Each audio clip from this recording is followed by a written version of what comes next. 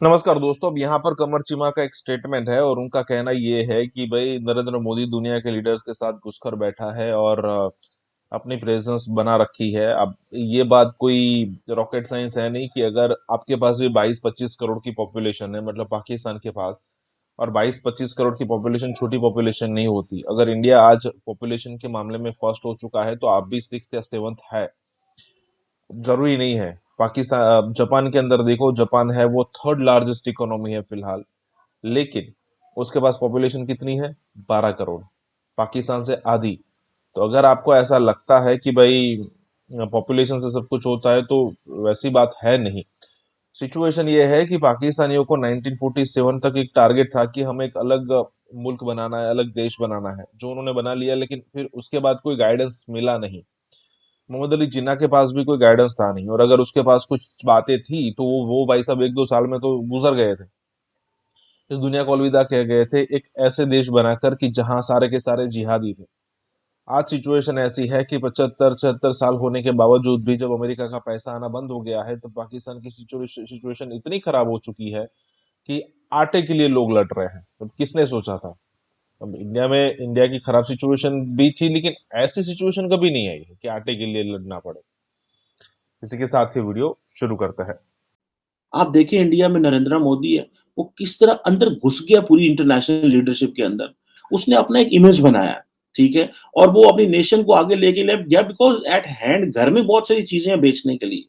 घर भी कोई पौने ने पल्ले नहीं तेला ते कर दी मेला मेला घर आपके देने को कुछ नहीं है इंटरनेशनली ਤੁਸੀਂ ਕਹਿੰਦੇ ਤੁਹਾਡੀ ऐसी ਦੀ तैसी सऊदी और जो क्राउन प्रिंस मोहम्मद बिन सलमान है और इमाराती जो क्राउन प्रिंस हैं शेख मोहम्मद बिन ज़ैद, दोनों ने जो है वो यूएस प्रेसिडेंट की से बात करने से इनकार कर दिया है और जो व्हाइट हाउस है वो कोशिश करता रहा कि प्रेसिडेंट बाइडेन जो है उसकी कॉल्स अरेंज की जाएँ और मज़े की बात है कि अगर वेस्टर्न प्रेस को आप देखें, वॉल स्ट्रीट जर्नल को देखें, तो आपको ऐसे लगेगा जैसे पता नहीं de facto लीडर्स जो हैं वो मिडल ईस्ट में बैठे हुए हैं। तो इस तरह वो बात की जा रही है क्योंकि अब आपको पता है कि ऑयल प्राइसेस जो हैं वो बढ़ रही हैं। अमेरिका में भी यहाँ पे मैं हूँ, बहुत सारे दोस्तों से बात हुई है, किसी ने मुझे बताया कि कुछ ना कुछ कीमतें जो हैं वो बढ़ी हैं। और यूक्रेन की इंटरनेशनल सपोर्ट तो खैर मिडल ईस्टर्न ममालिक ने की, लेकिन इसमें दोस्तों पाकिस्तान के लिए एक लेसन है। इधर एक पाकिस्तान के वज़ीर-ए-आज़म साहब हैं, जो इंतज़ार करते रहे बाइडेन साहब की कॉल का और इधर एक तरफ देखें कि सऊदी और यूएई जो है, उन्होंने डिक्लाइन कर दिया कि हमने बाइडेन से बात ही नहीं करनी। खैर सऊदीज़ के अपने मसले हैं, यूएई के अपने मसले हैं, वो मैं उसके ऊपर ज़रूर बात करता हूँ। लेकिन मुझे सबसे ज़्यादा शर्मिंदगी तब होती है as a citizen of Pakistan जब पाकिस्तान के अंदर दहशतगर्दी अरूज पे है और सारे सियासतदान अपनी सियासत चमका रहे हैं। अभी प्रेज़िडेंट अलवी साहब जो हैं उनका मोटरकेड क्वेटा के करीब एक जो बलूचिस्तान में सिब्बी में उनका जो मोटरकेड जो था वो कहीं था और वहाँ पे एक सुसाइड आई थिंक धमाका हुआ, जिसकी वजह से प्रेज़िडेंट अलवी तो बच गए लेकिन वो जो और ये एक सेकंड सुसाइड हुआ है पाकिस्तान में विद इन अ वीक। दहशतगर्द हमारे गलों को हैं और हमें पड़ी हुई है कि हमें एक-दूसरे को किस तरह हराना है और किस तरह जताना है। और किसी बंदे का कोई ध्यान नहीं है, किसी पॉलिटिकल लीडर का। वो समझते हैं ये सिर्फ़ फ़ौज का काम है, ये सियासतदानों का काम नहीं है। अगर कहीं पे दहशतगर्दी हो रही है, लॉ एंड ऑर्डर का मसला है, तो ये पुलिस जाने ये हमें इन चीज़ों में ना घसीटें, हमें सिर्फ़ सियासत में रखें। हम सियासत करना चाहते हैं। ये जो जिसे आप कह लें ना कि ये लैक ऑफ हार्मनी पाकिस्तान में आजकल बड़े सेमिनार हो रहे हैं, बड़ी बातें हो रही हैं जनाब के पाकिस्तान में हार्मनी नहीं है, ये नहीं है, वो नहीं है। वो हार्मनी इसलिए नहीं है कि एक नेचुरल बॉन्ड उस तरह मुल्क के अंदर नहीं है लोगों के दरमियान। सब आर्टिफ़िशियल चीज़ें तलाश की जा रही हैं। कल किसी दोस्त से बात हो रही थी कि उन्होंने कहा जी कि देखें क्या जो यूक्रेन जैसे हालात बने हैं, अगर पाकिस्तान में इस तरह के हालात बने तो क्या सारा पाकिस्तान इसी तरह इकट्ठा यकमुश्त यक जिसे कहते हैं ना इकट्ठा होके लड़ेगा? इसमें से बहुत सारे ऐसे सेगमेंट्स होंगे शायद जो हमारे खिलाफ ही लड़ना शुरू कर दें। ये बड़े सीरियस क्वेश्चन है, ये नेशनल हार्मनी के, नेशनल इंटीग्रेशन के, ना तो हम इन क्वेश्चंस को आंसर करना चाहते हैं, और अगर आंसर करना चाहते हैं, तो किस तरह जो है वो हम करते हैं, वो ज़ोर-ज़बरदस्ती से लोगों को फ़ोर्स करके कि नहीं तुम इस तरह बोलो, ऐसे रहो, जो हम कह रहे हैं वैसे करो, और यही नेशनल इंटीग्रेशन है, यही नेशनल हार्मनी है, जो हम कह रहे हैं और हमें ना बताओ। ख़ैर एनी हाउ, ये जो सऊदी क्राउन प्रिंस और यूएई के जो मोहम्मद बिन ज़ायद साहब हैं, उन्होंने कहा जी कि फ़ोन कॉल हम नहीं लेंगे, और सऊदी जो यूएस ऑफ़िशियल्स हैं, उन्होंने ये डिस्कशन की है कि वो चाहते थे कि बात की जाए। जिसे वो कह रहे हैं कि अब किंग सलमान से तो बात हुई है, लेकिन वो यंग लड़कों से बात करना चाह रहे थे। लड़के ही कहेंगे, बिकॉज़ वैसे तो वो बड़े उम्र है, एमबीएस की उम्र तो 36 साल है, एमबीएस जेड की थोड़ी ज़्यादा है। और जो सऊदीज़ हैं, उन्होंने अपना ये सिग्नल कर दिया कि उनका रिलेशनशिप कमज़ोर हो गया है वॉशिंगटन के साथ। अच्छा, पाकिस्तान ये चीज़ें नहीं कर सकता। अच्छा, पाकिस्तान अब सऊदीज़ वो नाराज़ हैं क्योंकि बाइडेन साहब ने आके यमन के ऊपर जो थी वो सपोर्ट खींच ली। फिर आपको पता है यूएई के जो एयरपोर्ट्स हैं वहाँ पे भी जो हौथीज़ थे उन्होंने हमले किए। फिर बाद में उन्होंने कुछ वहाँ पे मदद वगैरह भेजी, लेकिन जो सऊदीज़ हैं वो समझ रहे थे कि हम अपनी मर्ज़ी, अमेरिकन्स ये समझते थे हम अपनी मर्ज़ी से जब मर्ज़ी इनका मुँह मरोड़ सकते हैं, नाक मरोड़ सकते हैं, कान मरोड़ सकते हैं, लेकिन इस तरह मुमकिन नहीं है। और ऊपर से मज़े की बात है, जो मोहम्मद बिन सलमान साहब हैं सऊदी अरब के, वो मल्टीपल उनके ऊपर लॉ सूट्स हैं यूएस के ऊपर, और वो खासकर वो जो जमाल खशोगी का वाक़या था, इसकी बेस के ऊपर उन्होंने उनसे बात ही नहीं की। और ये अमीराती, और उन्होंने अपने कंसर्न शेयर किए हैं कि भाई ये जो मिसाइल स्ट्राइक्स हमारे ऊपर हौथीज़ कर रहे हैं, जिसको यमन जो है वो में बैठे हुए हैं लोग हैं, और ये जो और फिर ईरान फैक्टर भी है उसमें, ज़ाहिर बात है कि वो बड़ा इम्पोर्टेंट है। अब व्हाइट हाउस जो है वो, या बाइडेन साहब जो हैं वो चाहते हैं कि ताल्लुकात हमारे ठीक हों, बिकॉज़ उनको पता है कि जो ऑयल की प्राइसेज़ हैं वो तकरीबन $130 अ बैरल अब चली गई हैं 14 साल में, पहली दफ़ा $130 अ बैरल चली गई हैं। और जो सऊदी अरब और यूएई वो कह रहे हैं ठीक है, कीमतें बढ़ती हैं तो बढ़ें, हमें क्या फ़र्क पड़ता है इससे, और ये सारा जो क्राइसिस पैदा होगा डाल दो बाइडेन के खाते में, तुमने भाई सैंक्शंस करने की कोशिश की, हमने तो नहीं सैंक्शन, तुम रशिया को स्विफ्ट से निकाल रहे हो, इसमें लेसन पाकिस्तान के लिए है। इसमें पाकिस्तान के लिए लेसन ये है कि आप, पहली बात तो ये है कि आप अपनी स्ट्रेंथ बिल्ड करते हैं। आप किसी न किसी स्ट्रेंथ पे खेलते हैं। हमारी आजकल क्या स्ट्रेंथ है? हमारी एक ही स्ट्रेंथ होती रही है पिछले 70-75 साल में, कि हम सिक्योरिटी वाइज़ अवेलेबल होते हैं। हम सिक्योरिटी के मामलात में वेस्ट के साथ एंगेज करते हैं। भले कोल्ड वॉर हो, भले जो है 9/11 के बाद जो वॉर अगेंस्ट टेररिज्म हो, अदर दैन दैट तो हमारे अंदर कैपेसिटी नहीं है। ये देखें कि ये आज भी उनके ऊपर डिपेंडेंट है, और क्योंकि अब $130 बैरल चला गया, ये आइंदा भी जा सकता है। अब वो सऊदी और अमाराती को कह रहे थे कि अपने ऑयल प्रोडक्शन है वो बढ़ाएँ, और जो है वो अपनी वो करें। वो कह रहे हम क्यों करें भाई? ये आपका मसला है, हमारा मसला तो नहीं है। क्योंकि मसला तो अमेरिकन्स को नहीं है, अमेरिकन्स को तो शायद अपनी गैस और वो चीज़ें वो अपनी मेंटेन कर सकते हैं, लेकिन मसला यूरोप में है।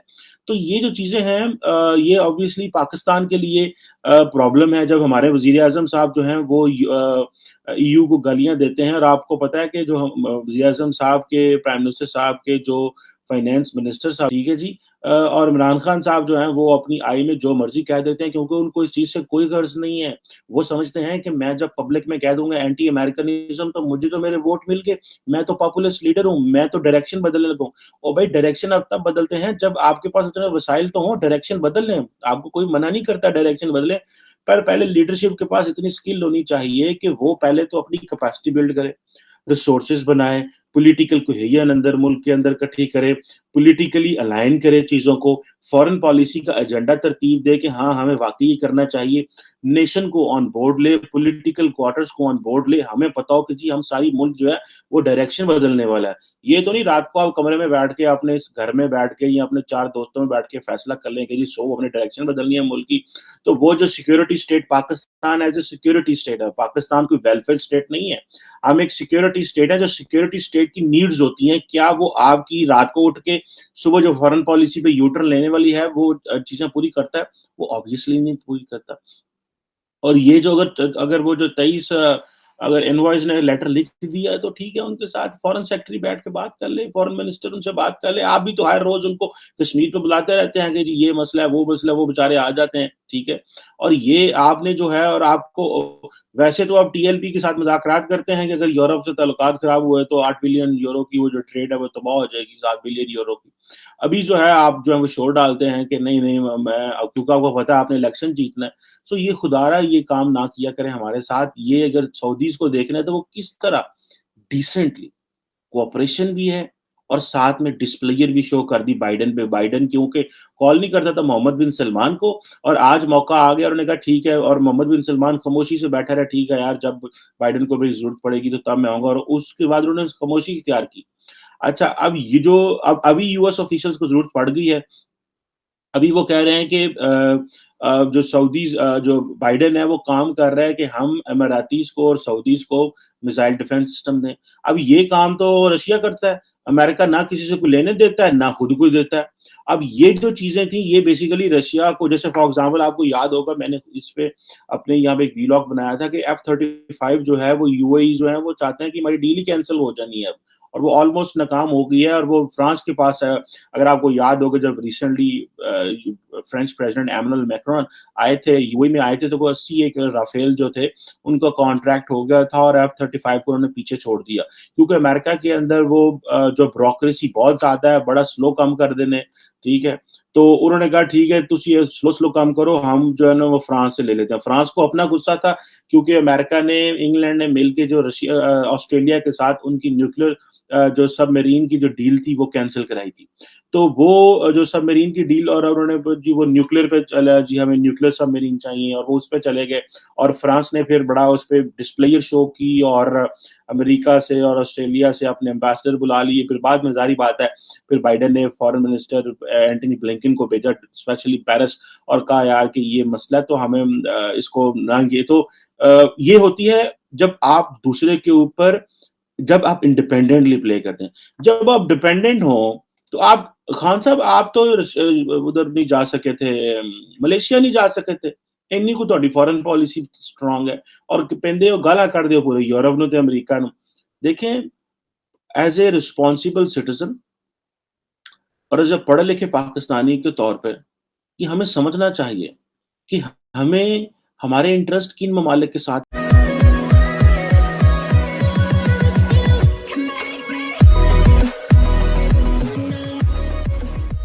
नमस्कार दोस्तों, यहाँ पर पिछले दिनों की बात हो रही है और यहाँ पर कहा यह जा रहा है कि मोदी ने सुपरसोनिक मिसाइल यहाँ पर भेज दिया।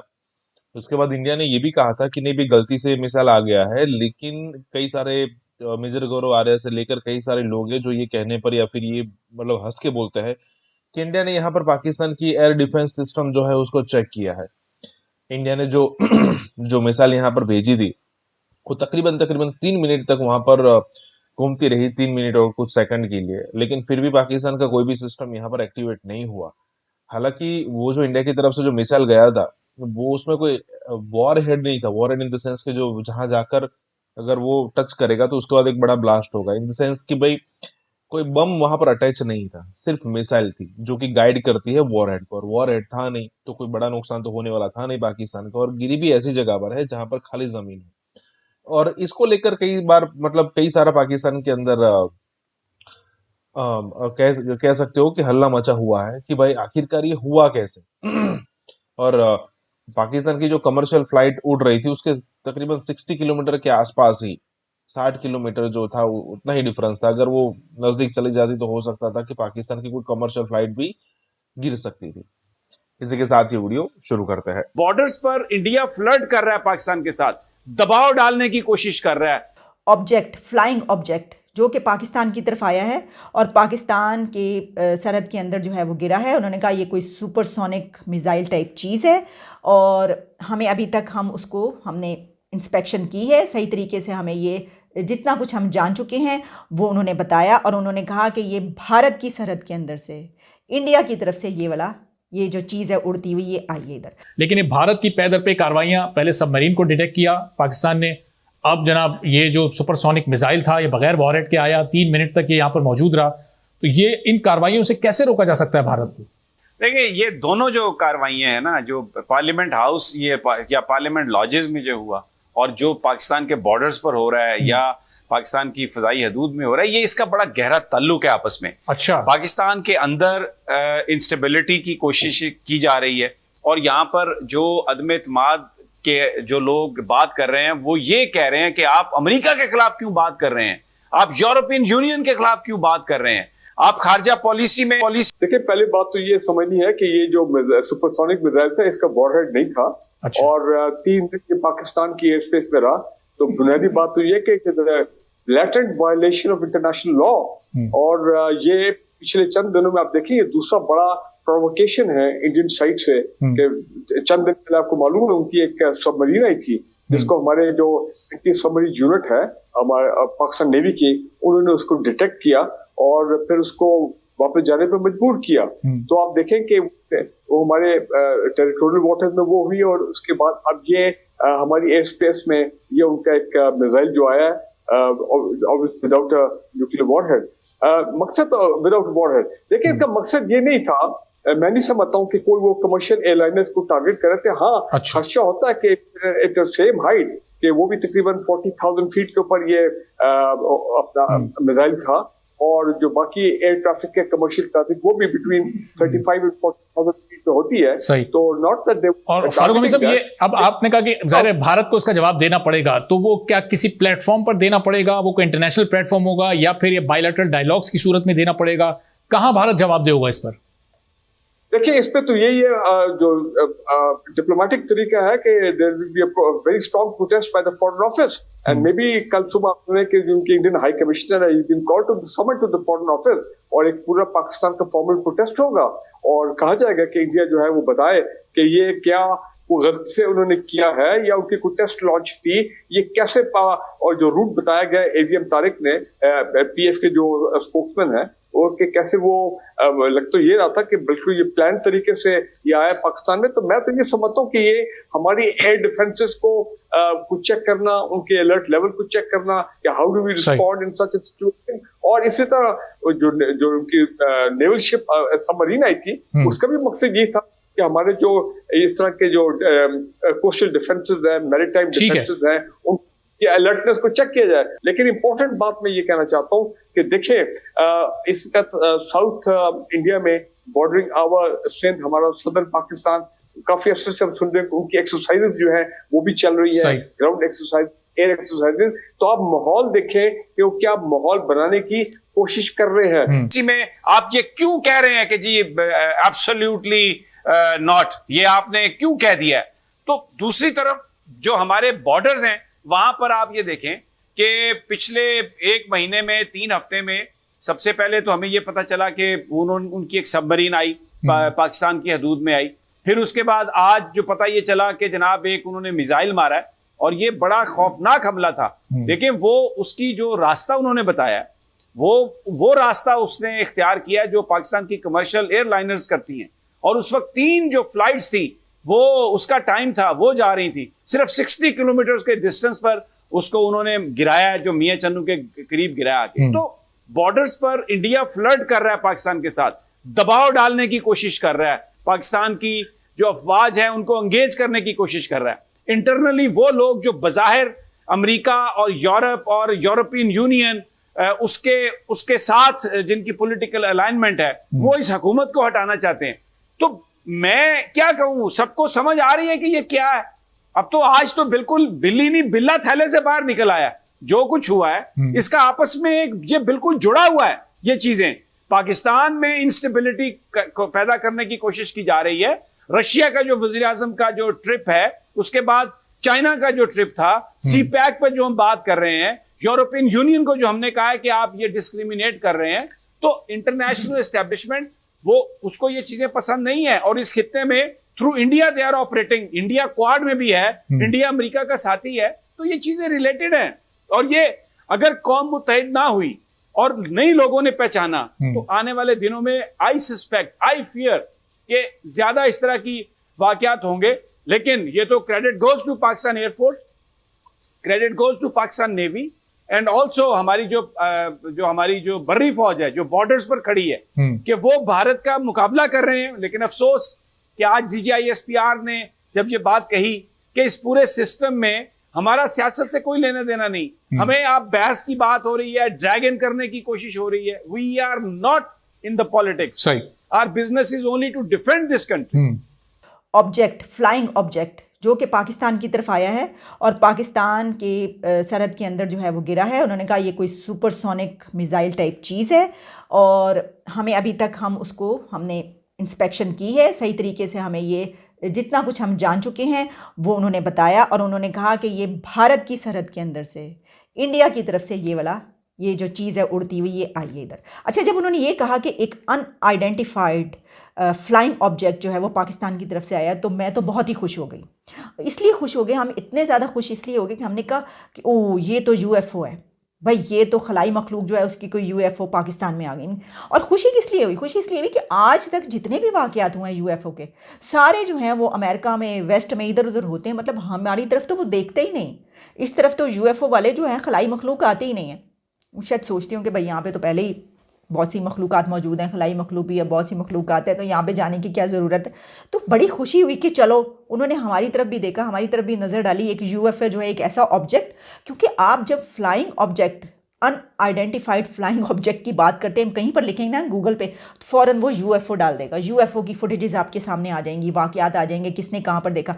हमने कहा चलें जी, एक बहुत बड़ा तारीखी जो काम हुआ है वो ये हुआ है कि पाकिस्तान भी उस लिस्ट में शामिल हो गया जहाँ पर एक UFO नज़र आएगी। लेकिन पता ये चला कि वो UFO इंडिया की तरफ से आई, और वो जो हमेशा हुआ करता है, यानी ये कि वहाँ से मैं आपको एग्जैक्टली बताती हूँ कि DGISPR ने इसके हवाले से क्या कहा। भारतीय हदूद से एक शय ने पाकिस्तान की फ़ज़ाई हदूद की खिलाफ वर्जी की है और ये एक सुपरसोनिक प्रोजेक्ट था जो मुमकिना तौर पर मिसाइल था और गैर मसल्ले था, यानी कैरी नहीं कर रहा था वो कुछ। और ये ऑब्जेक्ट भारत में 100 किलोमीटर अंदर था, तभी हमने इसे नोटिस कर लिया था। मेजर जनरल बाबर इफ्तिखार का कहना था कि पाकिस्तानी फ़ज़ाई हदूद में वो चीज़ 3 मिनट और चंद सेकंड तक रही और 260 किलोमीटर तक अंदर तक सफ़र किया और इसके ख़िलाफ़ ज़रूरी कार्रवाई बर वक्त कर ली गई। फिर पाक फ़ज़ाइया ने उसकी मुकम्मल निगरानी की और पता चलाया कि वो भारतीय इलाके सरसा से आई थी। और फिर उन्होंने ये कहा कि हमारी जो एयर स्पेस है उसकी क्योंकि वायलेशन की गई है, उसको हम पूरी तरीके से मजम्मत करते हैं उसकी, और हम ये कहेंगे कि ये जो कुछ किया गया बहुत गलत किया गया। तो ये हमें फिर पता चला कि जनाब ये तो फिर इंडिया का ही मामला, तो सुबह से इंडिया कर रहे हैं, तो पता चला कि ये भी इंडिया की तरफ से एक चीज़ उड़ती हुई आई है। तो भाई ये उड़ती हुई चीज़ें क्यों इंडिया वाले हमारी तरफ भेज रहे हैं, ये समझ में नहीं है। लेकिन इसके साथ ही जब एक सवाल DGISPR से ये किया गया कि फ़ौज का सियासत में मुदाखलत के हवाले से, तो उन्होंने कहा कि फ़ौज का सियासत से कोई लेना देना नहीं, ये ऐसे ही है और ये ऐसे ही रहेगा, और गलत किस्म की जो क़यास आराइयाँ हैं वो ना की जाए। फिर उन्होंने ये भी कहा, उन्होंने कहा कि फ़ौज पर सियासत में मुदाखलत का इल्ज़ाम लगाने वाले कोई सबूत दिया उन्होंने आज तक? उन्होंने कहा कि माजी में उन्होंने आज तक कोई सबूत किया है? तो हम ये सोचने लग पड़े, बात तो बिल्कुल ठीक है, बिल्कुल सही बात है ये। देखिए, आज तक कभी किसी ने सबूत दिया है? कोई 4 मरतबा मार्शल लॉ लगा है पाकिस्तान में, 4 मरतबा मार्शल लॉ फ़ौजी हुकूमतें 47 से ही आगाज़ हो गया था, इसका स्टार्ट हो गया था मार्शल लाई हुकूमतों, फ़ौजी हुकूमतों का। याहिया खान ने क्या किया, फिर पाकिस्तान टूट गया याहिया खान की हुकूमत के दौरान ही, और उसके बाद 10-10, 11-11 साल के 2 और मार्शल लॉ लगे। एक ज़ियाउल हक ने लगाया, तबाह कर दिया मुल्क को, और फिर उसके बाद परवेज़ मुशर्रफ साहब बैठे रहे और मुक्के लहराते रहे। तो लेकिन सबूत कोई नहीं है, फ़ौज का सियासत में मदाखलत की कोई सबूत नहीं है। वो सबूत से मुराद ये है कि कोई स्टैम्प पेपर पे नहीं लिख कर है सामने। भाई आप कैसे सबूत के बगैर आप कैसे कह सकते हैं कि वो मदाखलत है? इसकी वजह ये है कि आपने कभी दिखाया है कि उन्होंने लिख कर दिया आपको स्टैम्प लगा करके मदाखलत हमने की है? कभी ऐसा कुछ हुआ? या तो देखें सियासतदान जो इल्ज़ाम लगाते हैं, जो लोग इल्ज़ाम लगाते हैं, वो लाए सामने कि स्टैम्प पेपर लेकर आए, उसके ऊपर मुहर लगी हुई हो और ये कहा जाए कि हाँ हमने मदाखलत की है। कोई तो एविडेंस हो कि भाई कोई रिकॉर्डिंग हो, कोई इस तरीके से पता तो चले। कुछ भी नहीं है। तो उन्होंने कहा कि जी सबूत है, बिल्कुल सही सबूत नहीं है हमारे पास। 4 मार्शल लॉ और फ़ौजी हुकूमतें, 10-10, 11-11 साल के डिक्टेटरशिप्स, और 75 साल में से कितने निकल गए? चलें छोड़ें। अच्छा, मैं ये सोच रही थी कि ये सब करवा कौन रहा है? ये इतने घंटों के अंदर ये सब कुछ जो हुआ ये करवाया किसने? तो फिर मुझे पता नहीं चला, मुझे समझ में नहीं आई कि कौन करवा रहा है, इसके पीछे कौन है। आपके ख्याल में मैं आपको बताऊंगी, आपका ये ख्याल है कि मुझे पता चल गया और मैं आपको बता दूंगी कि इसके पीछे कौन है और कौन करवा रहा है? बड़े अफसोस की बात है भाई। देखें, मुझे क्या पता, मैं अगर इतनी इंटेलिजेंट होती तो यहाँ पर बैठी होती। ऐसी तो कोई बात नहीं है। हमें बिल्कुल नहीं पता कि ये कौन करवा रहे हैं। इसमें देखें, जाहिर है कि जो हुकूमत है वो सब कुछ कर रही है, जो अपोजिशन है वो सब कुछ कर रही है। अब किसी के इशारे पे कर रहे हैं या नहीं कर रहे तो वो थोड़ी बता रहे हैं, वो तो कह रहे हैं। दोनों तरफ से कहा जा रहा है, हम तो कभी किसी के इशारे पर चले ही नहीं।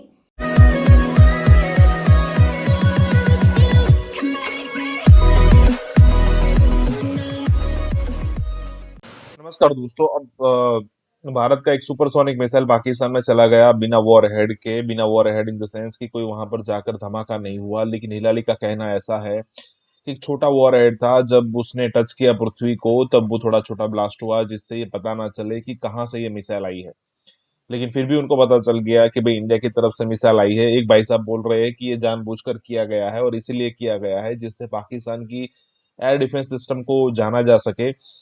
तो अगर मान लीजिए कि पूरी तरीके से युद्ध होता है तो आखिरकार पाकिस्तान की एयर डिफेंस सिस्टम किस तरीके से रिएक्ट करती है।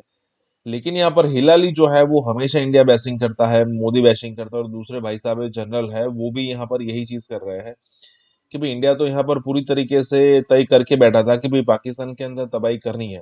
क्योंकि अगर आप ऐसी कोई एक्टिविटी करते हो तो आप अपने आसपास के कंट्री को बता देते हो कि भाई हम इस टाइप की एक्टिविटी करने वाला है, तो अगर हो सके तो जरा इसको कंसिडर कर लीजिएगा। क्योंकि अगर कुछ होता है तो आपको ऐसा ना लगे कि इंडिया ने अटैक कर दिया है। लेकिन ये बाद में मुझे दम लगता है कि इंडिया ने यहाँ पर चेक किया है कि पाकिस्तान की ताकत कितने लेवल पर है। इसी के साथ ये वीडियो शुरू करते हैं।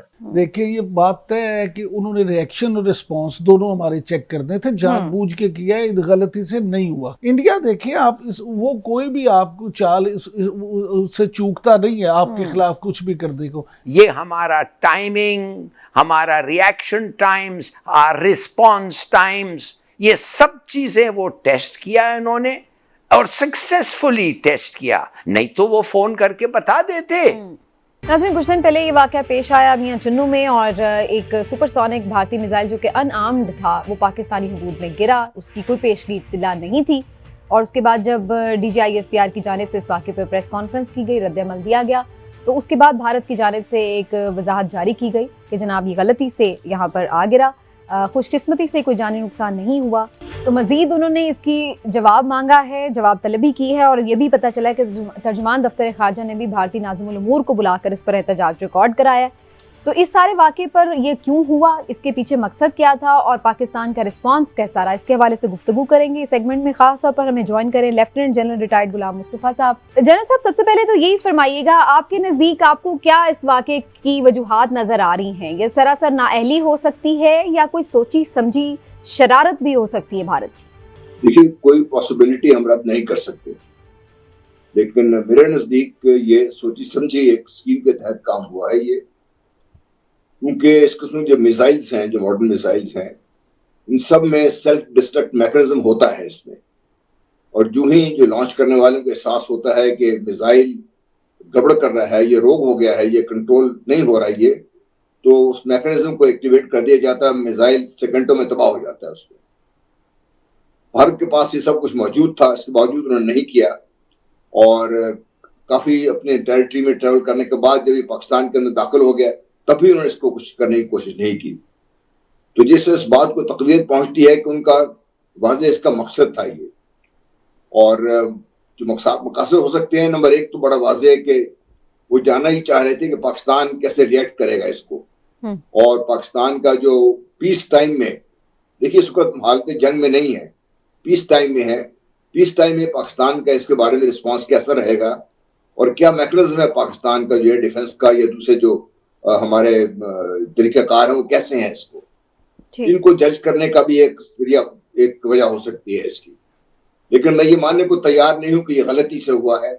गालिबन लॉन्च करने के बाद क्योंकि डिस्ट्रॉय नहीं किया गया इसको, जो हो सकता था, तो आपको इसकी इंटेंशन, तो इससे ये सही।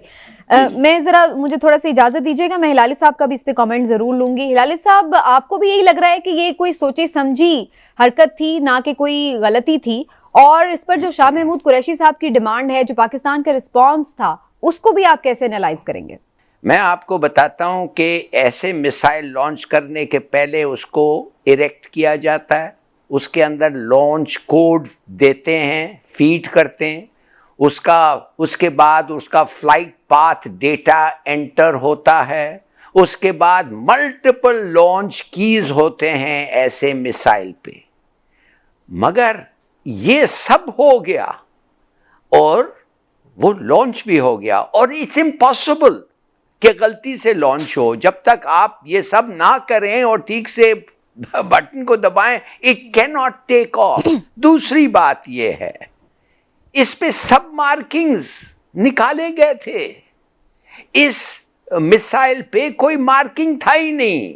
मतलब ये था, और साथ साथ एक छोटा सा वॉरहेड जो था जो इस मिसाइल को डिस्ट्रॉय करेगा जब वो इंपैक्ट करेगा, इसलिए कि वो चाहते थे कि पता ही नहीं चले ये है क्या, किधर से आया है और क्या है। तो इसलिए मैं आपको बताना चाहता हूं, ये एक बड़ा सीरियस था। ये हमारा टाइमिंग, हमारा रिएक्शन टाइम्स, रिस्पॉन्स टाइम्स, ये सब चीजें वो टेस्ट किया इन्होंने, और सक्सेसफुली टेस्ट किया। नहीं तो वो फोन करके बता देते कि भाई ये ऐसा हो गया है, मिसाइल हैज गॉन रोग। वो फौरन फोन उठा के करते। उन्होंने वो कोशिश भी नहीं की, इसलिए कि वो सोच रहे थे कि ये खुद एक्सप्लोड हो जाएगा और उनको पता भी नहीं चलेगा।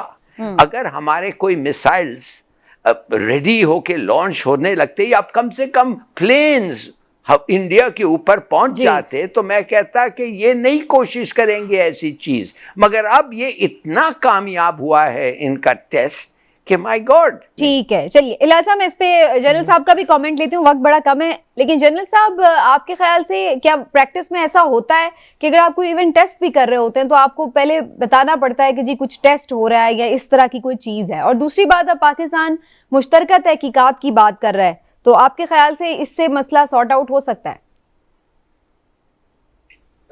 देखिए, जब भी मिसाइल्स लॉन्च होते हैं और आपने टेस्ट करने होते हैं तो पूरी दुनिया को बताना पड़ता है आपको, क्योंकि ये मिसाइल्स इस लेवल पे ट्रेवल करते हैं जहां पे दुनिया की जहाज सफर कर रहे होते हैं और उनको वारंट देनी पड़ती है और क्लियर एरिया बताना पड़ता है कि इस एरिया से आप दूर रहें। बिल्कुल ठीक। ये पाकिस्तान भी करता है, पूरी दुनिया करती है। ये आज तक जब भी पाकिस्तान ने लॉन्च किए हैं, सारी दुनिया को बता के किए हैं लॉन्च, फिर दुनिया देखती भी है इसको क्या करता है। इसका तो कोई नोटिफिकेशन भी कहीं जगह नहीं था। फिर it was travelling eight 40,000 feet, जिस पे आपकी बहुत ज्यादा एयरलाइंस सफर कर रही होती हैं उसके ऊपर। ये तो शुक्र है कोई नुकसान नहीं हो गया, लेकिन भारत ने तो कसर कोई नहीं छोड़ रखी थी इसमें। सही। और जिस तरह अली साहब भी कह रहे थे, देखिए ये मामला इतना सादा नहीं है जितना भारत ने 3 लाइनों में कह दिया कि भाई गलती से लॉन्च हो गया। लॉन्च प्लान करके हुआ, गलत हो गया था तो इसको डिस्ट्रॉय कर सकते थे, डिस्ट्रॉय नहीं किया उन्होंने हमारे रिस्पॉन्सेस टेस्ट किए। अब इसके बाद नेक्स्ट स्टेज पे वो शायद इससे आगे जाने की कोशिश करेंगे, क्योंकि उनको बहुत बड़ी सुर्खी उठानी पड़ी है। और हम ये समझते हैं कि इस वक्त दुनिया की सारी नजर यूक्रेन पे लगी हुई है या साउथ चाइना सी की तरफ लगी हुई है, तो वो अपना कोई ना कोई स्कोर सेटल कर सकते हैं। ये बहरहाल देखिए, मुश्तरका तहकीकात हो या कुछ भी हो, दुनिया इस चीज को नोटिस नहीं लिया, दुनिया ने ना ही वो लेगी इस चीज का नोटिस। देखिए, ये तो उनका अपना एक एडमिशन भी सामने आ गया भारत का कि जी गलती से हुआ। दैट मींस कि आपका इतना सेंसिटिव मामला इतने ही ना अहल हाथों में है और दुनिया को कोई फिक्र नहीं। समीना, मेरी एयर डिफेंस के जो माहिरीन हैं उनसे भी बात हुई है इस मौजू पे। देखिए, ये बात तय है कि उन्होंने रिएक्शन और रिस्पॉन्स दोनों हमारे चेक करने थे, जानबूझ के किया है, गलती से नहीं हुआ। लेकिन जो उससे भी अहम बात है, ये एडमिशन उन्होंने इसलिए नहीं किया कि वो गलती का एतराफ करना चाहते थे। जो माहिरीन है डिफेंस के, उनके मुताबिक ये एडमिशन भी एक चाल है। ये इसलिए उन्होंने किया कि अब वो इसके बाद आपसे उसका मलबा मांगेंगे। वो नहीं ये चाहते कि आप उस मलबे पे मजीद कोई तहकीक करके चाइना से मिल के या खुद और उनके जो है ना देखें कि वो क्या कर रहे हैं। इसलिए उन्होंने ये पहले स्टेप के तौर पे ये एडमिशन किया है, अदरवाइज उन्होंने ये बात एडमिट ही नहीं करनी थी। इंडिया देखिए, आप वो कोई भी आपको चाल उससे चूकता नहीं है आपके खिलाफ कुछ भी करने को।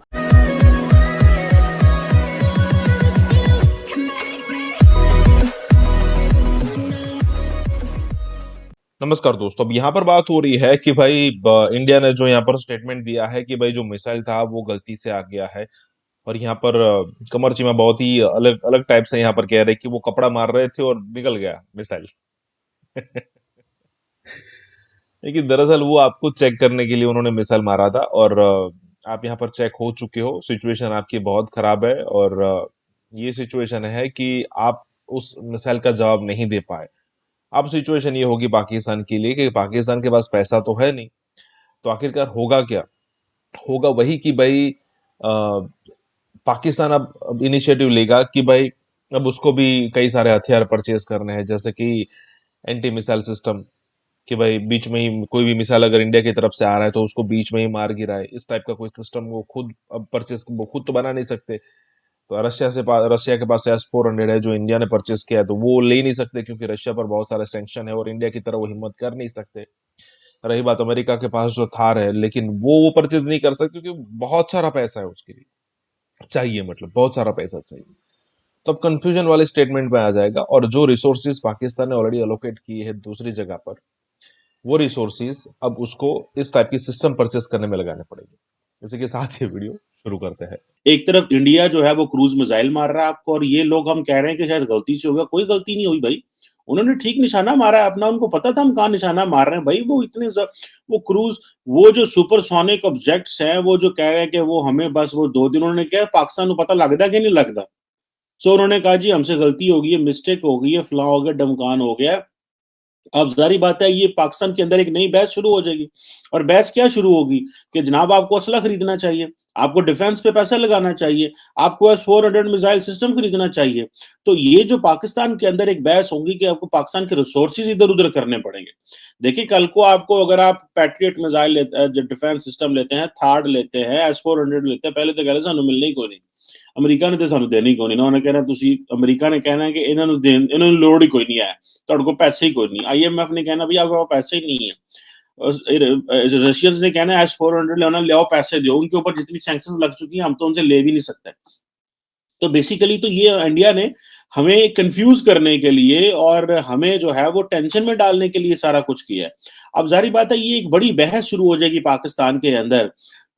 एक बात मैं आपको बता दूं, ये पाकिस्तान के सियासी हलकों में बहस नहीं शुरू होगी, क्योंकि सियासी हलकों का दिफा से कोई ताल्लुक नहीं है।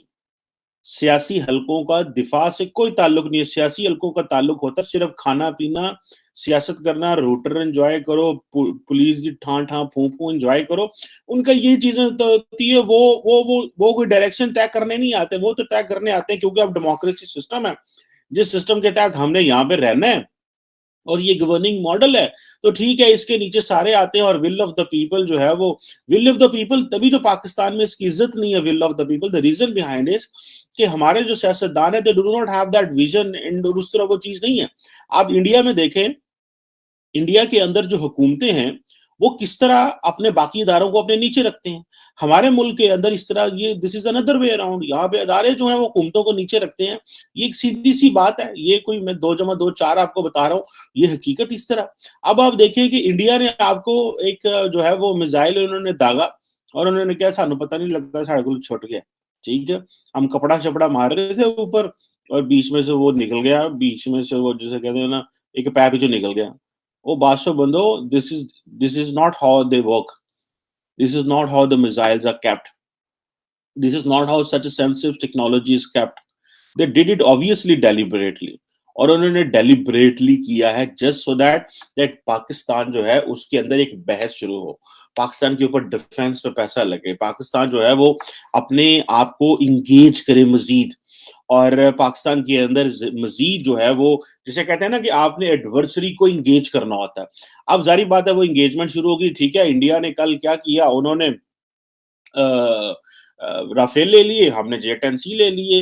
उन्होंने कल को सबमरीन ले लेंगे, हम भी को ले लेंगे। उन्होंने S-400 ले लिया, हम भी को जाके S-400 जाके वहां से ले लेंगे। बल्कि कल मैं आपको वीडियो में बता रहा था कि पाकिस्तान जो है वो कोई ना कोई चाइना के साथ जो ले रहा है डिफेंस सिस्टम, लेकिन वो इतना तगड़ा नहीं है, ठीक है जी। अब ये जो एक सुपरसोनिक ऑब्जेक्ट जो थी 40,000 फुट की बुलंदी से उड़ी है, ठीक है।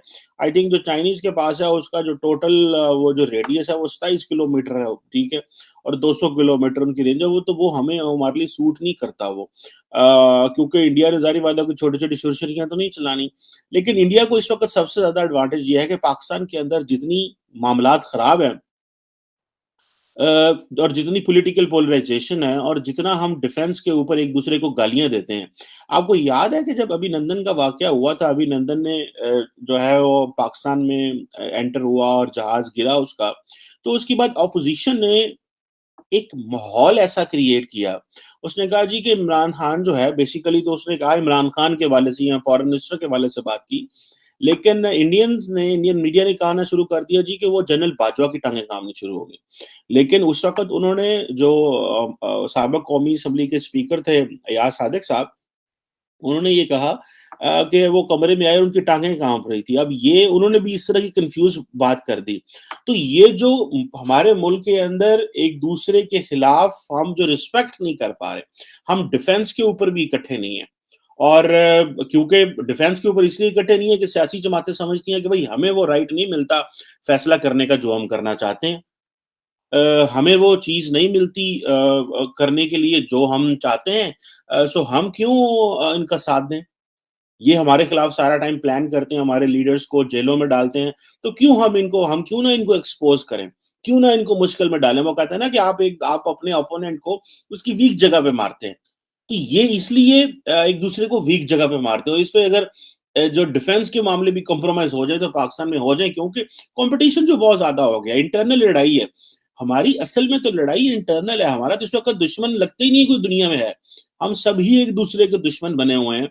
हम सभी एक दूसरे को गालियाँ दे रहे हैं और हम सब ही समझते हैं कि हमें एक दूसरे को इसी तरह ही गालियाँ देनी चाहिए जिस तरह हम दे रहे हैं। अब उन्होंने क्या किया कि उन्होंने पहली बात है कि एक चीज़ आपको मना की है, दूसरा आपने वो कहते हैं ना उसको पब्लिक में ले आए, तीसरा आपने जनरल बाजवा के रेफरेंस से कह के कर दिया और चौथा ये है कि अब जनरल बाजवा भी परेशान कि यार ये किस तरह का बंदा है। पाँचवां ये कि वो अवाम में तासुर देना चाह रहे हैं कि मेरी कितनी फ्रैंकनेस है और मेरे एजेंडे से शायद जो है वो फ़ौज भी एग्री करती है, हालाँकि ऐसी तो कोई बात नहीं है। फ़ौज तो कह चुकी है हम न्यूट्रल हैं। तो भाई क्या वो वाक़ई न्यूट्रल है? या इस तरह की चीज़ें हैं। सो मेरा ख़्याल है कि हमें सबसे ज़्यादा जो हमारा प्रॉब्लम है वो इंटरनल है। उधर आपको पता है कि इज़राइल और टर्की की जो है वो मुलाकातें हो रही हैं। इज़राइल और टर्की जो हैं वो एक-दूसरे को बल्ले-बल्ले, शावा-शावा कर रहे हैं। और हम जो हैं वो इस बात में लगे हुए हैं कि हमने इंडिया के साथ क्या ठीक करना है। हमारा तो मिनिमम जो एक डोमेस्टिक कंसेंसस है वो जनरेट नहीं हो रहा। और ये दुनिया सारी को पता चल चुका है। And there is only one person who is doing this, ये इमरान खान साहब है। कि इमरान खान साहब की वजह से वो कहते हैं कि मैं चोर नहीं हूँ, ये चोर है, ये करप्ट है। सिर्फ चोरी के ऊपर और इस तरह की बातों के ऊपर करके वो शायद ये तासुर देना चाह रहे हैं कि दुनिया में मैं सबसे अच्छा और बेपाक-बाज़ लीडर हूँ, और दुनिया में और कोई इस तरह का लीडर नहीं है, मैं साफ-सुथरा हूँ, बाकी सारे गंदे लोग हैं। एक तरफ वो इस्राइल को भी बातें करते हैं, वेस्ट को भी बातें करते हैं और अभी फिर एक जलसे में उन्होंने यूरोपियन यूनियन को जो है वो फिर आनी हाथों से लिया। और दूसरा वो कहता है मेरे पास पैसा बाहर नहीं पड़ा हुआ तो मैं किसी से क्यों डरूँ, तो मैं कोई चोर हूँ, तो मैं डाकू हूँ। और दूसरा ये है कि यूरोपियन यूनियन के बारे में जो मैंने कहा था वो मैंने ठीक कहा था और वही वेस्ट आपकी तभी इज़्ज़त करेगा जब आप अपने लोगों से मुख़लस होंगे। और मेरे पास कोई पैसा नहीं है बाहर पड़ा हुआ और भैया आपके पास पैसा नहीं लेकिन आपकी औलाद तो बाहर है। वो आपने बाहर भेज दिया, आप या तो अपने बच्चों को पास बुलाएँ ना, वो पाकिस्तान में आपके पास रहें। वो तो आपने ज़ाहिर बात है वो सॉफ्ट वैली है कि जी ठीक है, वो माँ के पास बच्चे हैं, मैं क्या कर सकता हूँ। ली तो आपने बच्चों की ज़िम्मेदारी भी नहीं है ना, इमरान खान साहब ने। सो ये जो चीज़ें हैं मैं समझता हूँ कि what matters for us is important is कि आप डोमेस्टिक कंसेंसस पैदा करें, एट लीस्ट आप एक-दूसरे के साथ एंगेज करें, आप डायलॉग करें। अदरवाइज़ मामलात जो हैं हमारे कंट्रोल से निकल गए हैं। अब आप इमेजिन कर सकते हैं कि अगर इसराइल और जो टर्की के जो रिलेशंस हैं वो इतने ज़्यादा अच्छे होंगे तो हालाँकि मैं तो इस हक़ में हूँ कि पाकिस्तान को अपनी फ़ॉरेन पॉलिसी का रिव्यू करना चाहिए। और देखना चाहिए अगर सारी मुस्लिम दुनिया फॉरेन पॉलिसी रिव्यू करिए तो why shall we have the unnecessary ये राइवलरी क्यों होनी चाहिए? इधर इंडिया के साथ लहदा मत्था लगा हुआ है, इसराइल के साथ लहदा मत्था लगा हुआ है, अमेरिका के साथ जब हमारा दिल करता है हम लगा लेते हैं क्योंकि हमने अवाम को पागल और बेवकूफ बनाया हुआ है मगरब के खिलाफ। और हमने ये सारी पॉलिटिक्स करते हैं मगर अंदर खाते जाके जो कमरे च बहते ने ते गुड करते हैं वेस्टर्न लीडर के साथ बाहर आके जो है वो नारे मारते हैं और ये इस तरह की हरकतें करते हैं। सो इसराइली प्रेसिडेंट जो है वो टर्की विजिट करता है कि ये अब वो इसराइल देखें टर्की है क्या इसराइल को क्रिटिसाइज नहीं करता है। मैं तो कहता हूँ जितना आपके ज्यादा करीब ताल्लुक होगा उतना आप ज्यादा अच्छे तरीके से क्रिटिसाइज कर सकते हैं। क्या अमेरिका चीन को क्रिटिसाइज नहीं करता? ताल्लुक है तो क्रिटिसाइज करते हैं ना। हम तो जो एक्सट्रीम पे चले जाते हैं ना और हमने इतना फॉरेन पॉलिसी डिस्कोर्स रेडिकलाइज कर दिया है कि यहाँ पाकिस्तान में जो लीडर ये बात करेगा वो अपनी पॉलिटिकल सुसाइड करेगा। ये टर्की को देखें वो आज वो किस पोजीशन में है कि वो रशिया और यूक्रेन के फॉरेन मिनिस्टर्स को उन्होंने होस्ट किया और हम यहाँ पे फोन करके ईयू वालों को कह रहे हैं ऐसी थोड़ी मत कर सकते ऐसी तो और भाई आपकी कौन सुनेगा कि आपको जो है वो मीडिएशन कराने में आपके कौन सुनेगा? What leverage do you have? जैसे ही हमारी उनसे रशिया ईयू वालों से बात खत्म होनी है अगर हमें मौका मिलता है डील कराने में तो नाल ही ऐसा पैसे मांग लेने नाल ही हमने कोई और चीजें कर ली। So the point is the countries which have a power which have resources and which can give some time.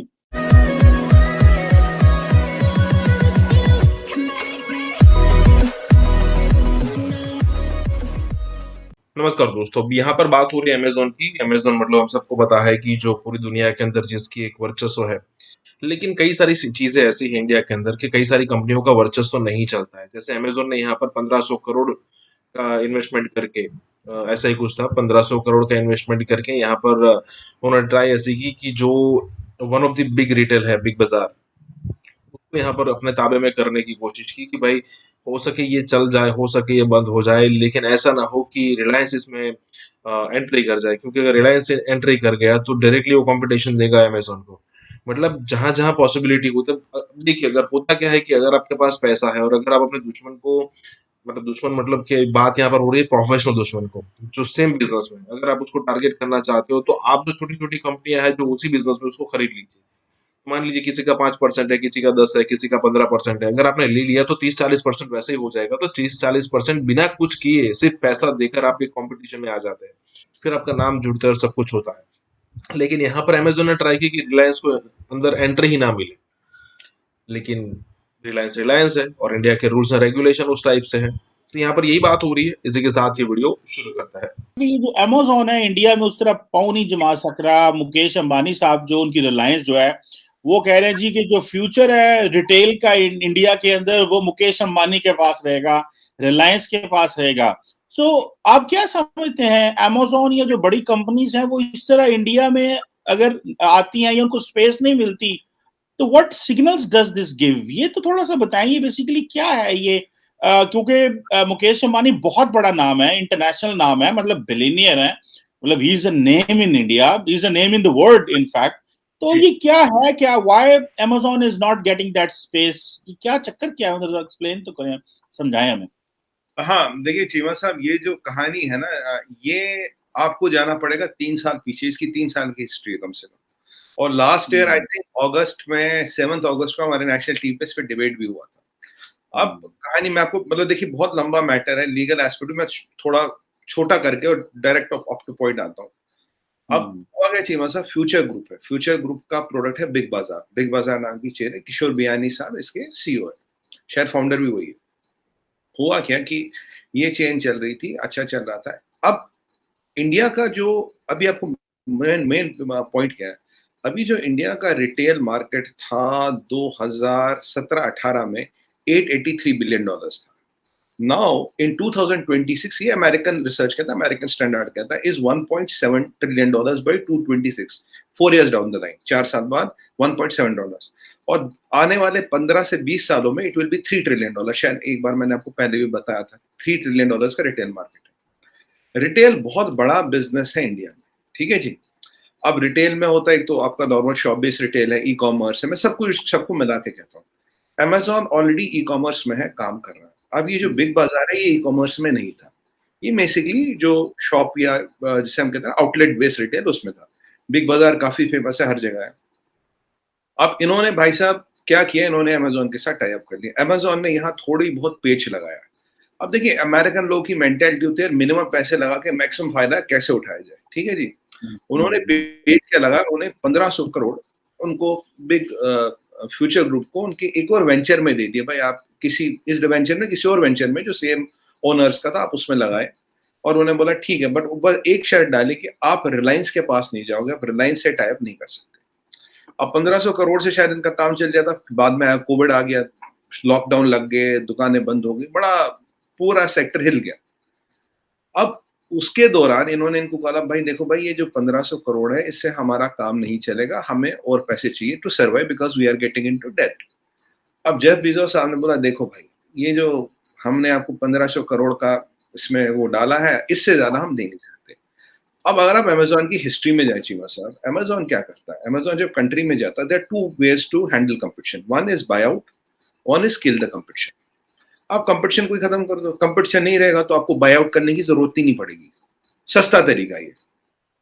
अगर आप अमेजोन की हिस्ट्री मैक्सिको में देखें, आप साउथ अमेरिका में देखें, आपको ऐसे कई सारी केस स्टडियां मिलेगी।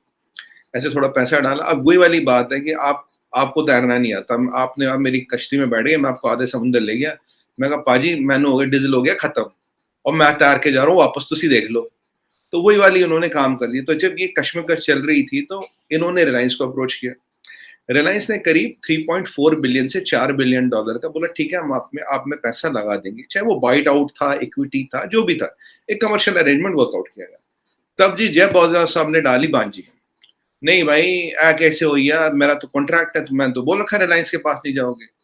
तो रिलायंस ने तब बोला भाई तूने 1500 करोड़ लिए तो अपने 1700 ले ले, 1800 ले ले, 2000 ले ले, तो अपने पैसे ले निकल, तेरे पैसे से ही तो मतलब है ना।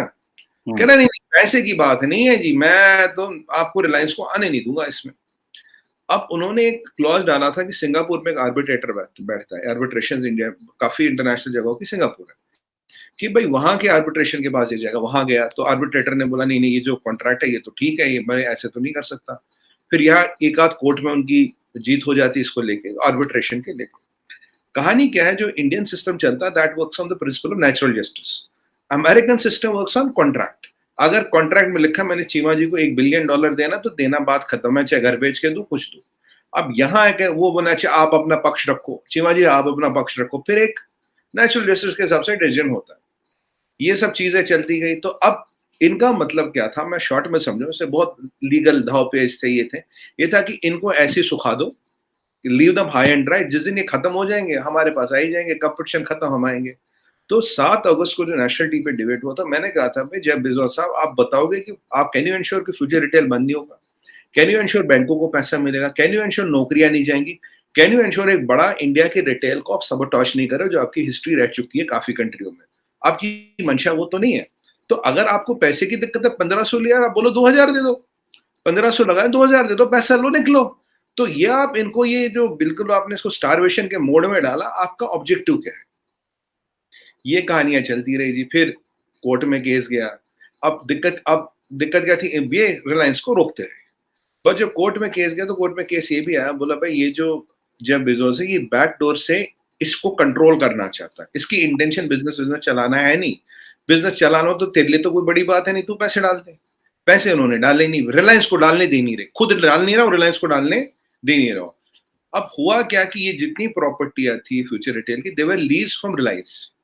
तो रिलायंस जब अंबानी साहब के लगा भाई ये अब ये बिजनेस व्यापार नहीं हो रहा, ये चेस की गेम चल रही है, ये चेस की गेम चल रही है। उन्होंने क्या किया, बोला भैया तुम यहाँ से निकलो, ये सारी प्रॉपर्टियां खाली करो। तो एक कोई लोग कहते हैं इसको एक होस्टाइल टेक हुआ ये हुआ, और ये जो पेज फंसाता है जो अमेजोन इसको सुखा के मार रहा था, वो कहानी हो गई खत्म। अब रिटेल भी, फ्यूचर रिटेल भी चलेगा, नौकरियां भी नहीं जाएंगी, काम भी चलेगा। आज मालिक आप थे, कल मालिक मैं हूं, फर्क कुछ पड़ना नहीं, नीचे काम चलता रहेगा। वैसे भी रिलायंस का बहुत बड़ा रिटेल बिजनेस है इंडिया में। अब कुछ लोग इसे कह रहे भाई होस्टाइल टेक ओवर है, ये है वो, पर वो पिछले 3 साल की स्टोरी नहीं देख रहे।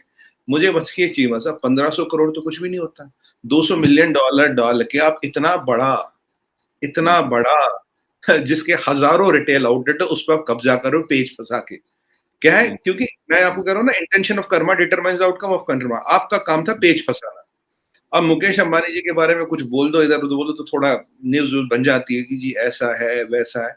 अब मैं आपको ये एक और चीज बोलूं, आप पीछे मैंने आपको एक आर्टिकल भी भेजा था, पीछे ये ऐसी मैं आपको अमेरिकन की मेंटेलिटी बता रहा हूँ, चाहते क्या। पीछे एलॉन मस्क साहब भी एक्टिवेट हुए, बोला जी मैं जी गाड़ी बनाऊंगा इंडिया में, टेस्ला। बोला आजा बना भाई। कहता नहीं नहीं नहीं, मैं ऐसा करूंगा, गाड़ी चाइना में बनाऊंगा और पूरी गाड़ी बनी बनाई इंडिया में लाऊंगा। इस पे नेशनल टीवी पे डिबेट, मैंने आर्टिकल आपको भेजा भी था। तो हमने उसको बोला भाई तेरे को गाड़ी बनानी तो इंडिया में बनाना, मेक इन इंडिया। तू गाड़ी इंपोर्ट क्यों कर? कह रहा मैं 100% चाइना में गाड़ी बनाऊंगा, इंपोर्ट करूंगा तो मेरे लिए ड्यूटी आधी कर दो या ड्यूटी हटा दो। बोलो भाई क्यों भाई, तू जमाई है क्या? तेरे लिए क्यों ड्यूटी हटाए? तेरे लिए हटाए तो हर एक के लिए हटानी पड़ेगी। फिर यहाँ बनाएगा कौन और यहाँ बनाएगा, और जो बनाए वो पागल है क्या यहाँ पे? अगर आपके लिए एक एक्सेप्शन करते हो, कल को आप कोर्ट में जाओगे बोलोगे इसके लिए एक्सेप्शन, मेरे लिए क्यों नहीं? और इस पे खूब बहस हुई। अब उन्होंने क्या कर दिया चीमा साहब, उन्होंने ट्विटर पे डाल दिया जी मैनू ना जी काम नहीं करने दे रहे, ऐसे डाल दिया। अब जो हमारे विरोधी अपोजिशन पार्टी सब आ गए, ओ यार तू मेरे यहाँ आ जा, तू मेरे यहाँ आ जा, तू मेरे यहाँ आ जा। तब मैंने एक चीज बोला, मैं कहा यार तुम्हारे यहाँ जो इम्पोर्ट ड्यूटी, तुम अलग कंट्री हो क्या? वेस्ट बंगाल अलग कंट्री है क्या? पंजाब अलग कंट्री है क्या? ये तेलंगाना अलग कंट्री है क्या? इम्पोर्ट ड्यूटी तो कंट्री की है ना, सेम लगेगी, पॉलिसी तो सेम है, आपके लिए तो बदलेंगे नहीं। अब अगर एलॉन मस्क को लफड़ा सॉर्टेड होना करता, यहाँ आता बात करता, ट्विटर पे नहीं खेलता ना चीमा साहब, ट्विटर पे तो पॉलिटिक्स होती है, तो कमर्शियल मसले तो सेटल होते नहीं। उसने कहा थोड़ी आग वाग लगा दो, थोड़ा गेम खेलो, देखा क्या होता है।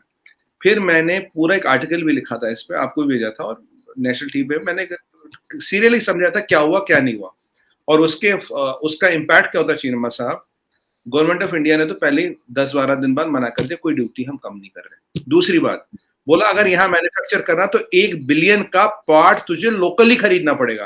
कल को तो ऐ ना कर ले कि पार्ट लिया है चाइना से और यहाँ जोड़ दे, कह रहे। और गेम क्या था? गेम यही थी चीमा साहब, जो हमारा ऑटोमोबाइल सेक्टर है 7.5% जीडीपी कंट्रोल करता है, सबसे इंडस्ट्री में सबसे बड़ा सेक्टर है, सबसे ज्यादा जॉब्स देता है रियल एस्टेट के बाद।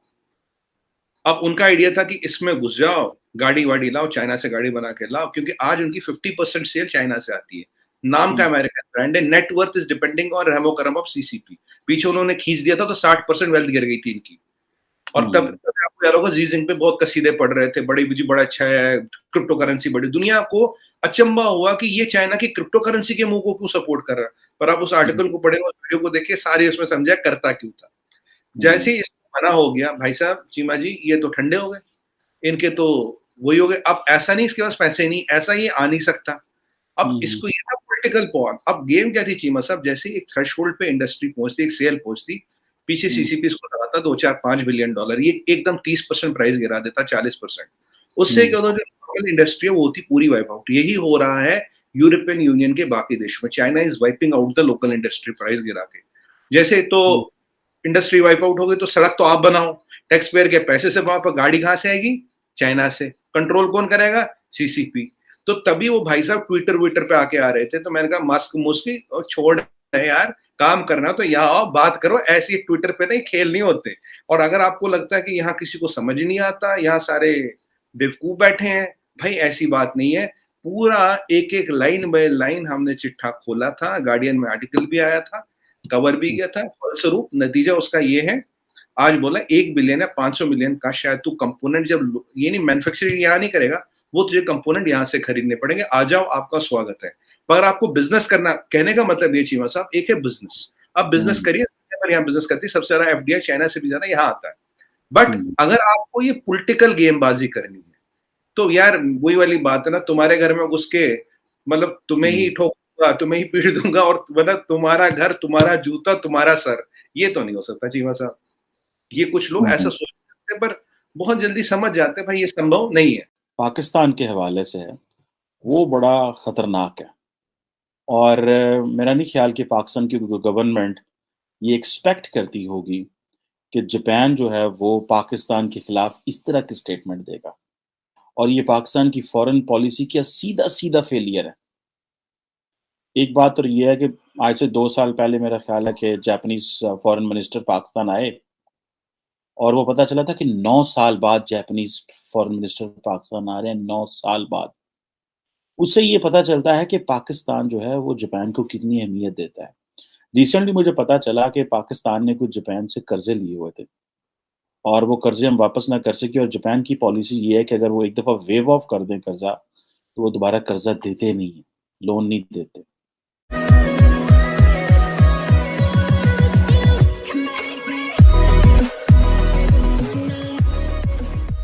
नमस्कार दोस्तों, अब यहाँ पर बात हो रही है कि जापानीज पीएम ने पाकिस्तान को लताड़ दिया। अब पाकिस्तान को लताड़ना कौन सी बड़ी बात है? मतलब पहले एक समय था जब कोई भी कंट्री पाकिस्तान को कुछ कहने से पहले सोचा करता था। सोचा क्या करता था कि भाई पाकिस्तान को यहाँ पर कुछ कहे या ना कहे, क्योंकि ऐसा नहीं था कि पाकिस्तान के पास बहुत बड़ा इंडस्ट्रियल ग्रोथ था या फिर दुनिया की कई सारी कंपनीज का मैन्युफैक्चरिंग वहां पर हो रहा था, ऐसा कुछ नहीं था।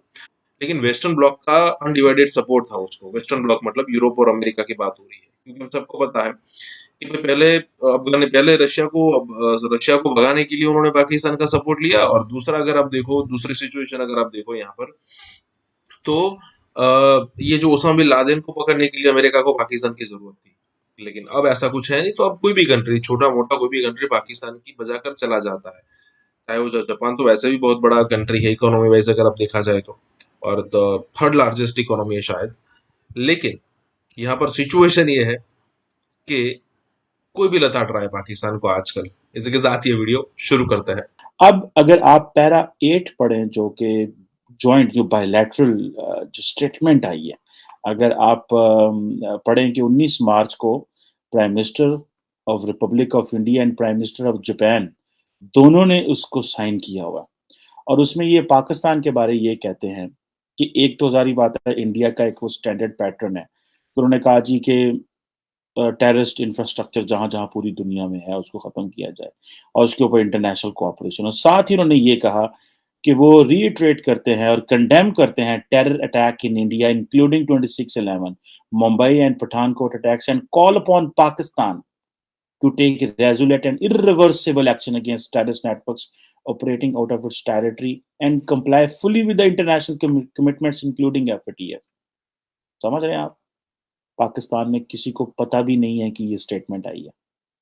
जितनी देर हो गई है मुझे पाकिस्तान को मीडिया देखते हुए, क्योंकि हमारे अंदर के मसाइल इतने, हमारे अंदर तो ऐसे अनार्की फैली हुई है कि सुप्रीम कोर्ट को नोटिस लेना पड़ गया उस अनार्की का।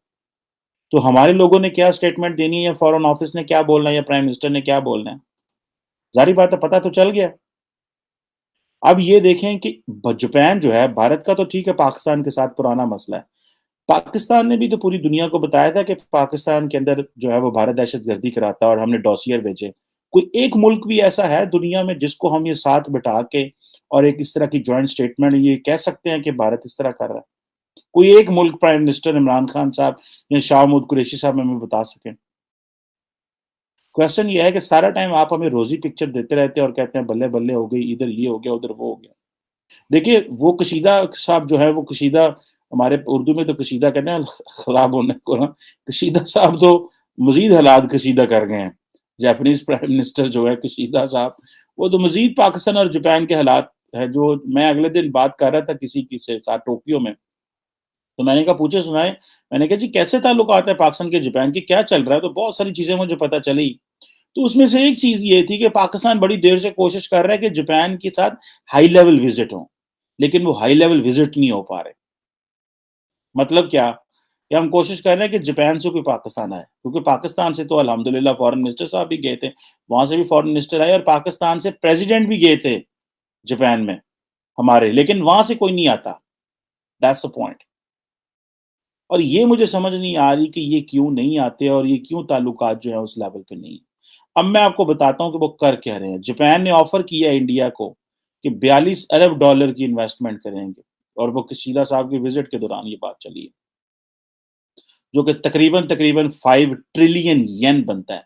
5 ट्रिलियन येन। ये कोई छोटी स्टेट, ये कोई छोटा अमाउंट नहीं है, ये कोई आसान छोटा पैसा नहीं है, ये बहुत बड़ा पैसा।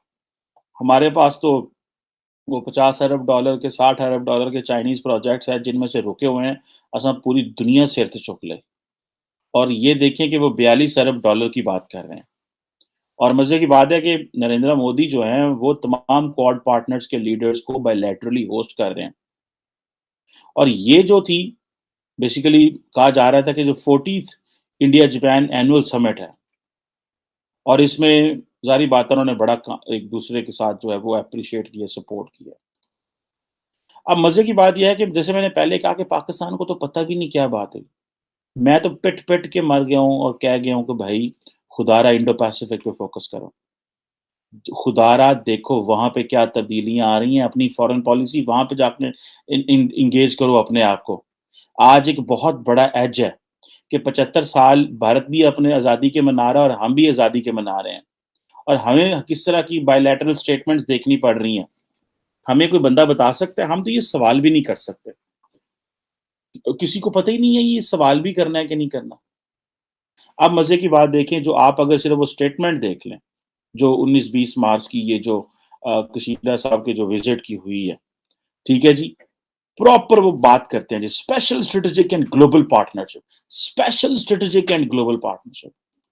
अगेंस्ट चाइना भी है, ज़ाहिर बात है वो।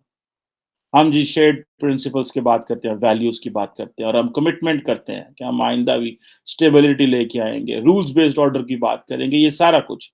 और हम जो है वो यूनिलैटरली चेंज करेंगे, स्टेटस को किसी को चेंज नहीं करने देंगे। वो ज़ाहिर बात है चीन को कह रहे हैं। और फिर आपको पता है इन्होंने 2+2 मीटिंग भी दोनों फॉरेन मिनिस्टर्स की, डिफेंस मिनिस्टर्स की 2019 में भी। और फिर जो है वो क्या उसे कहते हैं कि अब आप इमेजिन कर लें कि किस तरह का ताल्लुक है जापान का और इंडिया का। और हमारे मैं देख रहा था पाकिस्तान और जापान के ताल्लुकात में, कभी वो हमारी एजुकेशन में मदद करते हैं, कभी वो हमारी टेक्निकल एजुकेशन में मदद करते हैं, कभी वो हमारी नाले पक्के करने में मदद करते हैं, कभी वो हमारे खाल पक्के करने में मदद करते हैं, कभी वो इस तरह की चीज़ों में मदद करते हैं। जबकि इंडिया में देखें वो किस तरह के प्रोजेक्ट्स कर रहे हैं। इंडो पैसिफिक ओशंस इनिशिएटिव जो है, ये इन्होंने इनिशिएट किया हुआ 2019 में। और दोनों मुल्क जो हैं वो फ्री इंडो पैसिफिक की बात कर रहे हैं। आसियान की यूनिटी के ऊपर बात हो रही है। ASEAN outlook on the Indo Pacific, इसके ऊपर काम हो रहा है। Transparency, openness. मुझे तो ऐसा लगता है जब पूरी दुनिया ने गंद मारना होता है तो दुनिया पाकिस्तान इकट्ठी हो जाती है, अफगानिस्तान की वजह से। और जब तरक्की होनी है, डेवलपमेंट होनी है, इंटरनेशनल ऑर्डर बदलने हैं, तो इंडिया को इंडो पैसिफिक में जो है वो मेन स्ट्रीम रोल मिल गया। और हम इंडो पैसिफिक की तरफ जाते नहीं है क्योंकि वो कहते हैं वो पाइन, वो तो इंडिया वहाँ बैठा हुआ है, तो मतलब छोटी सोच है, बड़ा सोचते ही नहीं है। फिर आप देखेंगे United Nations convention on law of seas के ऊपर वो किस तरह एक दूसरे को सपोर्ट कर रहे हैं। और ये सारी की सारी जो चीजें हैं वो सारी की सारी वो इंडो पैसिफिक में इनिशियली है। ईस्ट चाइना सी, साउथ चाइना सी के ऊपर वो बात कर रहे हैं। और वो कहते हैं जी नॉन मिलिटराइजेशन की हम बात करते हैं। सर आपको पता है कि जापान के जो कॉन्स्टिट्यूशन है उसका आर्टिकल 9 है जो कहता है कि बेसिकली वो जापान अपनी फौज नहीं रख सकता। और मेरे आजकल तो ये भी बात चल रही है कि हमें उस आर्टिकल को भी बदलना पड़ेगा, वो सोच रहे हैं। अच्छा, मजे की बात यह है नॉर्थ कोरिया की डिस्टेबलाइज कर रहा है, बैलिस्टिक मिसाइल लॉन्च। लेकिन जो पाकिस्तान में उन्होंने मिसाइल मार दिया उसके बारे में तो इंडिया बताता भी नहीं होगा। या जापानीज को हम बता सकते हैं, या अगर हमने बताया तो दुनिया ने हमारी क्या बात सुनी है। ये बातें हमें बड़ी बुरी लगती है ना, क्योंकि हम सवाल करते हैं। जब भी आप सवाल करेंगे उसका जवाब नहीं होगा तो हमें बुरा लगेगा और कहेंगे देखो जी यार ये कैसी बातें कर रहे हैं। लेकिन क्या इन सवालों के जवाब हैं? क्या हमारी दुनिया में कौन मदद कर रहा है? अगर इंडिया ने हमारे अंदर उधर मिसाइल मारा, इंडिया और वो तो बैठ के वहां पे उसकी बात कर रहे हैं। ओआईसी को जिस तरह स्नब किया इंडिया ने, किसी ने जवाब दिया? एफएटीएफ के ऊपर वो कह रहे हैं, उन्होंने जान के एफएटीएफ का नाम डाल दिया। जो पैरा 8 पढ़े आप ज्वाइंट स्टेटमेंट का। अच्छा, इसमें जो मेजॉरिटी डिस्कशन है वो तो है ही सारी इन्होंने ये की हुई है। फिर वो कहते हैं जी कि हम तो हाई लेवल ओपन डिबेट करेंगे for the maintenance of international peace and security, maritime security के ऊपर। और 2000 जो है वो जापान जो है वो इंडिया को सपोर्ट करेगा non permanent seat for the UNSC 2023-2024 के 23-24 की। अब आप इमेजिन कर लें कि किस तरह, ठीक है वो तो पाकिस्तान भी खैर नॉन परमानेंट मेंबर रह चुका है सिक्योरिटी काउंसिल का, आजकल इंडिया का टेन्योर मेरा खत्म हो गया। और फिर देखिए न्यूक्लियर के हवाले से क्या हम जो है न्यूक्लियर सप्लायर ग्रुप में तो इंडिया की मदद की जाती है, उसके लिए प्लानिंग हो रही है। इसमें उन्होंने कहा जी कि हम जो है वो सीटीबीटी के ऊपर बात की कि जी इसमें हम जो है वो, और फिर FMCT fissile material cut off treaty के ऊपर बात हुई। इसकी सिग्निफिकेंस जो पाकिस्तान की न्यूक्लियर जो स्ट्रेटेजिक कम्युनिटी है उसको समझना चाहिए। और वो कहते हैं जी कि हम टोटल एलिमिनेशन चाहते हैं न्यूक्लियर वेपन्स की, क्योंकि जापान के ऊपर तो अमेरिका ने हमला किया हुआ है, इंडिया ने अपने न्यूक्लियर वेपन्स रखे हुए हैं। इंडिया की जो स्टेटेड पॉलिसी है वो तो सभी ये कहते हैं हम एलिमिनेशन चाहते हैं न्यूक्लियर वेपन्स की।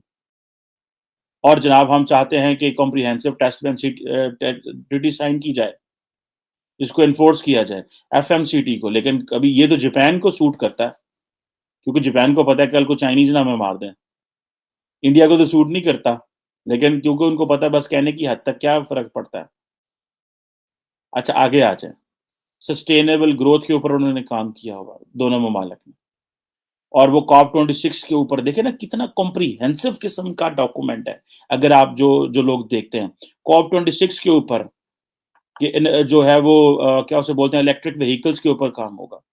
इंडिया और जापान जो क्लीन एनर्जी पार्टनरशिप कर रहे हैं सस्टेनेबल इकोनॉमिक ग्रोथ के लिए, और आइंदा कैसे देख रहे हैं कि जी ग्रीन जो है वो एनर्जी के ऊपर किस तरह काम करना है, और इसी तरह जी के कार्बन रिसाइकलिंग कैसे करनी है।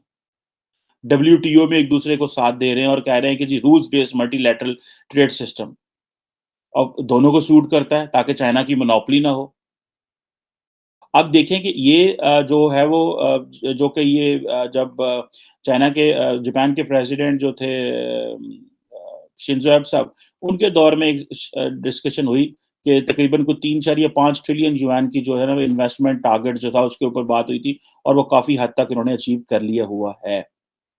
अब मज़े की बात देखें इसमें कि इंडिया वो जो है एक बड़े पैमाने पे जो इंफ्रास्ट्रक्चर इंडिया के अंदर वो जो एस्टैब्लिश कर रहे हैं बड़े पैमाने पे, उसको अगर आप देखें, भले वो 5G टेक्नोलॉजी हो, भले वो रोड इंफ्रास्ट्रक्चर हो, वो टेलीकॉम नेटवर्क सिक्योरिटी हो, सबमरीन केबल सिस्टम हो, और इंडिया की जापान की जो committee on science and technology है वो भी उन्होंने भी अपनी और ये क्वाड के फ्रेमवर्क में भी काम कर रहे हैं।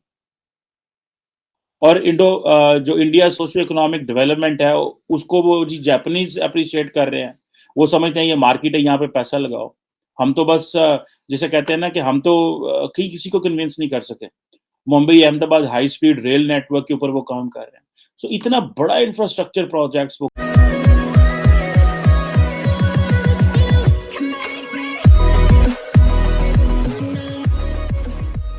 नमस्कार दोस्तों।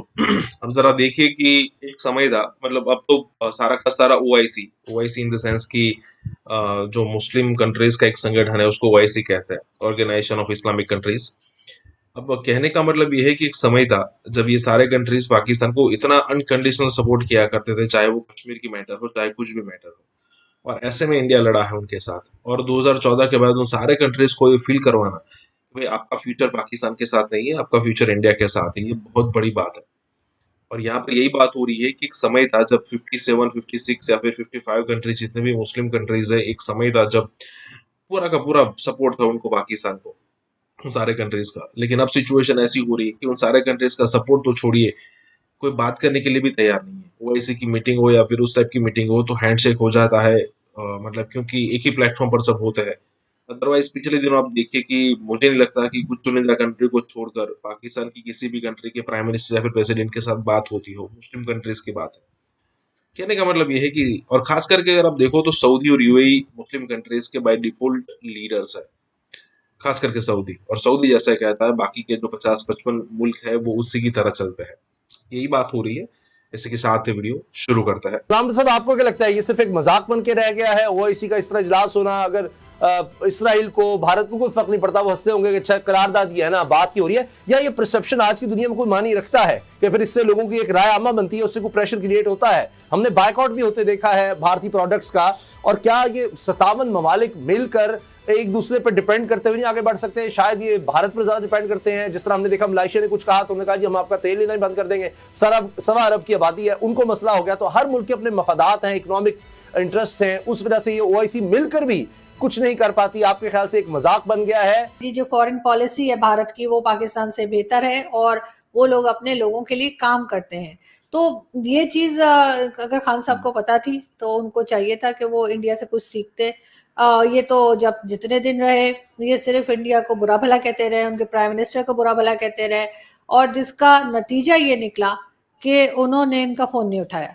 लीग ऑफ द नेशंस का हाल सारी दुनिया ने देखा था, पाकिस्तान ने भी हालत उसकी देखी, और इस वक्त जो सूरत हाल नज़र आ रही ओआईसी की वो लीग ऑफ नेशंस के मुताबिक तकरीबन उसी तरह की बनी हुई है। एक ऐसा फोरम जहाँ पे नशिस्तन, गुफ्तन, बर्खास्तन के अलावा आज तक किसी भी आपके इस फोरम से कोई ऐसा कॉन्क्रीट स्टेप नहीं उठाया गया जिससे हम ये कह सकें, या मुस्लिम उम्मा को इकट्ठा नहीं किया गया ये एक तरह से इकट्ठा हो जाना और एक दिन, 1.5 दिन, 2 दिन बैठना, उसके बाद अपने अपने घरों को चला जाना, फिर वहाँ पे जाके किसी को मुस्लिम उम्मा की फ़िक्र नहीं और ना ही कोई ऐसी जो कंजक्टिव पॉलिसी है ऐसी जो तरतीब के साथ बनाई जाए कि मुस्लिम ममालिक उस पॉलिसी को आगे लेकर चलें, ऐसा आज तक कभी भी देखने में नहीं आया। अच्छी बात है कि मुस्लिम ममालिक इकट्ठे होते हैं, बात करते हैं, इत्तेहाद और यगानगत की बात करते हैं। मैं यहाँ थोड़ा सा इन ममालिक की अपने मुल्क से शुरू करते हुए बाकी ममालिक की सूरत हाल की तरफ जाऊँगा। यहाँ मुस्लिम उम्मा की दर्स दिया जाता है, तबलीग की जाती है, मुस्लिम उम्मा को इकट्ठा करेंगे। आप अपने मुसलमान भाइयों से हाथ मिलाना पसंद नहीं करते और आप मुस्लिम ममालिक के सारी दुनिया के लोगों को इकट्ठा करना चाहते हैं। सऊदी अरब को देख लेंगे, वहाँ आपको वहाँ के अंदर आपको इख्तलाफात कैसे नज़र आते हैं। यहाँ आपको यूएई में देख लेंगे, वहाँ आपको बहुत सारी चीज़ें आपको नज़र आती हैं जिनका हम अपने मोहब्बत भरे दोस्तों की वजह से बात नहीं करते।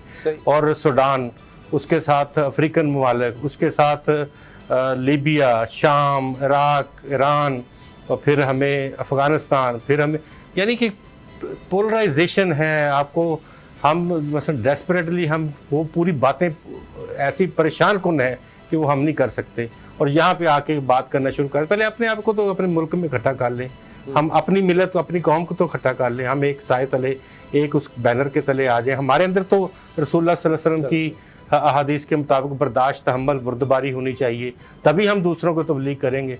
क्या वो है एक जुमला कि लोगों को नसीहत खुद मियाँ फसीहत, तो ऐसी कॉन्फ्रेंसेस से और ऐसी उससे क्या वो असर पड़ता है जो डॉक्टर साहब ने बात की। बिल्कुल ठीक है, मुआशी तौर पे बाकी ममालिक में भी इख्तलाफात होते हैं, लेकिन देखिए हम पूरी कौम इस्लामोफोबिया के खिलाफ तो इकट्ठी है, इस्लाम के खिलाफ नफरत नहीं होनी चाहिए, इस पर तो पूरी कौम इकट्ठी है।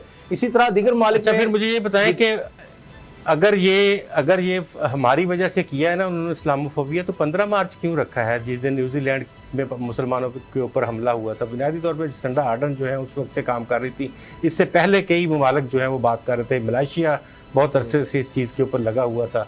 इस्लामोफोबिया का दिन मनाना और चीज़ है, और मुसलमान को देख के नफ़रत का इजहार करना, जो दुनिया भर के एयरपोर्ट्स के ऊपर मुसलमान का नाम देखते ही, मोहम्मद नाम देखते ही एक नफरत का इजहार किया जाता है, उसको कौन रोकेगा? दिन मनाते, माँ का दिन मनाया जाता है, क्या सारी की सारी माएँ जो हैं वो उनकी इज्जत हो रही है घरों में? बापों का दिन मनाया जाता है, क्या बाप जो हैं वो 80 साल में मजदूरियाँ करके नौजवानों को नहीं पढ़ रहे? क्या अब जो दिन मनाना एक सिंबॉलिक, आप उसको अहमियत, कैंसर का दिन मनाया जाता है, सारी दुनिया सिगरेट पी रही होती है उस दिन, डॉक्टर्स भी सिगरेट पी रहे होते हैं। मैं ये अर्ज करता हूँ कि हमें अपने आप को, क्या हमने प्रैक्टिकली हमने ऐसा ही अपना हिपोक्रेट दिखाना अपने आप को? क्या हम अपने ऊपर नहीं लगा सकते, लागू नहीं कर सकते बाद?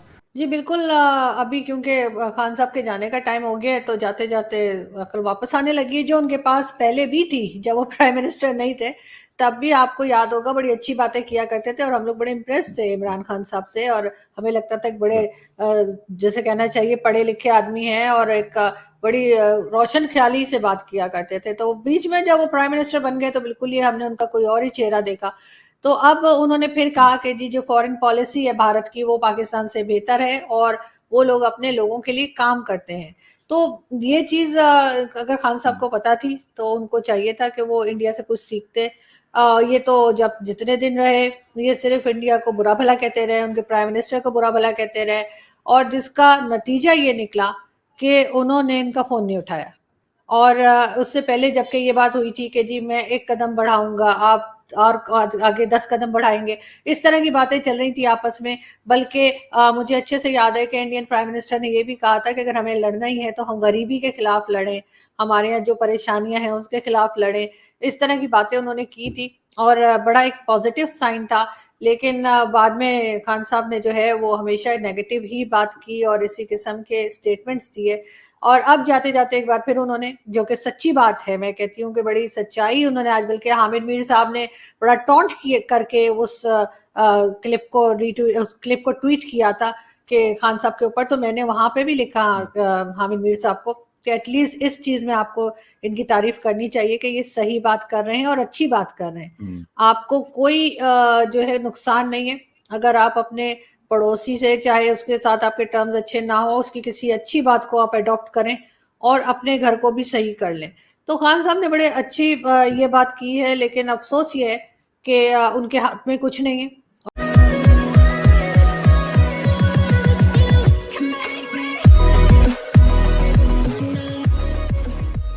नमस्कार दोस्तों, अब यहाँ पर एक्सपोर्ट्स की बात हो रही है, इंडिया के ग्रोथ की बात हो रही है। इंडिया पिछले 10 सालों में कितना आगे बढ़ा है उसकी बात हो रही है, और 1947 के बाद इंडिया ने कौन सी पॉलिसी अपनाई है जिससे ये सारे सिचुएशन, या फिर कहे कि इंडिया को अब इतने सारे बेनिफिट्स हो रहे हैं। और इंडिया को अब ड्रॉ करने की जरूरत नहीं पड़ती कि भाई हम ना ही रशिया की तरफ है, ना ही अमेरिका की तरफ है, ना ही चाइना की तरफ, हम अपनी तरफ से खुद मुख्तार है। और जब हमको लगेगा कि भाई रशिया से बात करनी है तब करेंगे, तब अमेरिका से करनी है तब करेंगे। हम ऐसा नहीं कि भाई अमेरिका के पाले में चले गए तो रशिया से नहीं करेंगे, या फिर रशिया के पाले में चले गए अमेरिका से नहीं करेंगे, ऐसा बिल्कुल नहीं है। कहने का मतलब ये है, और आज इसके रिजल्ट मिल रहे हैं। पिछले 10 सालों से इतनी तेजी से ग्रो कर रहा है इंडिया कि अब एक्सपोर्ट्स में कई सारे रिकॉर्ड टूट चुके हैं। इंडिया 5th लार्जेस्ट इकोनॉमी है, कभी भी 1-1.5-2 सालों के अंदर अंदर इंडिया 3rd लार्जेस्ट इकोनॉमी बन सकता है। और जब 3rd लार्जेस्ट इकोनॉमी, हालांकि अभी भी अब 5वें नंबर पर तो है, मतलब कि वैल्यूएशन बहुत बढ़ चुकी है, लेकिन जरा सोचिए कि इंडिया जब 3rd लार्जेस्ट इकोनॉमी बन जाएगा तो इंडिया की सिचुएशन क्या हो जाएगी। और उसमें भी ऐसा कहा जा रहा है कि जर्मनी और जापान का थोड़ा डाउनफॉल डेफिनेटली होने वाला है। मतलब ये सोने पे सुहागा जैसा होगा कि पूरी दुनिया पीछे चल रही है और इंडिया आगे बढ़ रहा है। इसी के साथ ही वीडियो शुरू करता है। अगर इंडिया जो है उनकी जो ग्लोबल एक्सपोर्ट है वो 400 अरब डॉलर पे पहुंच गई है, और पाकिस्तान की ग्लोबल एक्सपोर्ट जो है वो 32 बिलियन डॉलर पे है।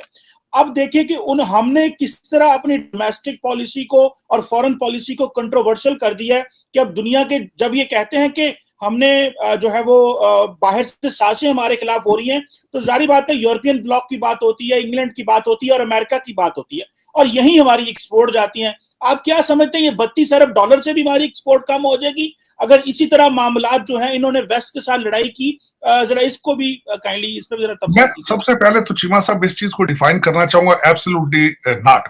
लेकिन फॉरेन पॉलिसी आपकी है क्या? मुझे तो आज तक यही समझ नहीं आई कि आपकी फॉरेन पॉलिसी है क्या। आप यकलख्त आप चाइना गए हैं, आपको उन्होंने वहां पे सिर्फ ओलंपिक के लिए बुलाया था, और आप भागकर आपने इंप्रेशन ये दिया कि बायलैटरल ट्रिप है, आप भागकर वहां चले गए, वहां मिन्नतें तरले, और उन्होंने 3rd लेवल का जो डिप्लोमेट भेज के आपको एयरपोर्ट पे रिसीव किया, और उसके बाद आपने मिन्नतें समाजतें करके वहीं से चाइना की आप रशिया उस वक्त चले गए जब मेरा ख्याल है पुतिन खुद हैरान होगा कि यार इनको कोई समझाने वाला नहीं है, मैं हालते जंग में हूं, मैं अटैक कर रहा हूं और ये बंदे यहां पैसे मांगने आ गए। मेरा मैं खुद हैरान हो गए वो यार कि ये कितने बड़े फकीर हैं, ये कितने प्रोफेशनल फकीर हैं। ये वो रशियन हंसते होंगे बैठ के कि अल ईमान यार ये कितने बड़े भिखारी हैं ये, कि दुनिया जल रही है, 3rd वर्ल्ड वॉर शुरू हो रही है, हम मार रहे हैं और ये पैसे मांगने आ गए। ये खैरात देखो ना कितने प्रोफेशनल फकीर हैं। मैं खुद कई दफा हैरान होता कि इनको कोई समझाने वाला नहीं है, कोई इनकी मोरालिटी नहीं है, कोई सेल्फ रिस्पेक्ट नहीं है। मैं उस वक्त के जो सिटिंग ISI हेड थे जनरल फैज साहब, उन्होंने खुद कहा था कि अमेरिका ने हमसे अंडे नहीं मांगे। उसके बाद इनके जो NSA है उन्होंने भी कई दफा कहा कि उन्होंने अंडे नहीं मांगे। आपके फजाई हदूद भी वो यूज कर रहा है अमेरिका, और उसके बाद वो अमेरिका जाहिर है अल्टीमेटली चाहता होगा कि CPEC को बंद किया जाए, आपने वो भी बंद कर दिया। तो आप, मेरा मकसद है आप, और उसके बाद आप IMF के भी कदमों में पड़े हैं। आपने किसी गवर्नमेंट ने आज तक इस चीज की जरूरत नहीं की कि वो लेजिस्लेशन करके सारा कुछ IMF और वर्ल्ड बैंक को दे दें, आप तो उस एक्सट्रीम पर चले गए। तो इसमें आप मेरे ख्याल में इन सर्कमस्टांसेस में कौन सा मुल्क होगा जिससे आपको खतरा हो? और दूसरा, इस वक्त अंडर जो सर्कमस्टांसेस हैं यूक्रेन में, और वो दूसरा इस वक्त ताइवान, और दूसरा कोविड, और उसके बाद महंगाई, उसके बाद क्रूड ऑयल की प्राइसेस, तो आप क्या समझते हैं कि दूसरे ममालिक के पास इतनी एनर्जी है कि वो आप जैसे एक कंट्री के ऊपर वो वेस्ट करें? क्योंकि आप इस वक्त अगर देखा जाए तो आपकी तरफ से दुनिया को कोई खतरा नहीं है, आपको अपने आप से खतरा जरूर है, लेकिन दुनिया को आप उनको ना कुछ दे सकते हैं ना ले सकते हैं। उसकी वजह ये एक्सपोर्ट आपने खुद बता दी। आप खुद सोचें एक्सपोर्ट करने के लिए पाकिस्तान में क्या है।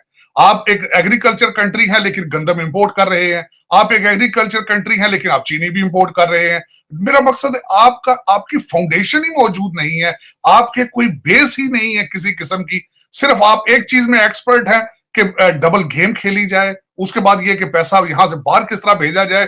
करप्शन में आप देखें, आपके तो नंबर ही खत्म हो रहे हैं। इस वक्त भी आपका कंपैरिजन किया जाता है तो अफगानिस्तान और नाइजर के साथ किया जाता है, और आप दूसरी तरफ आपने भारत के साथ, मेरे ख्याल में आपके पास नो मॉरल पोजीशन कि आप भारत के साथ अपने आप को कंपेयर करें। आपको कंपेयर तो करना चाहिए, करें तो बांग्लादेश से भी आप नहीं कर सकते अपने आप को कंपेयर। आप तो बिल्कुल इस वक्त अफगानिस्तान वाली सूरत हाल है। आप बात कर रहे हैं, मैं इस दफा पाकिस्तान गया हूं, आप जरा इस्लामाबाद से निकल कर गुजरखान तक जाने की कोशिश करें जीटी रोड पर, तो वो बिल्कुल अफगानिस्तान से भी बदतरीन हालात है उस सड़क के। तो अगर देखा जाए तो आपके पास है क्या दुनिया को देने के लिए?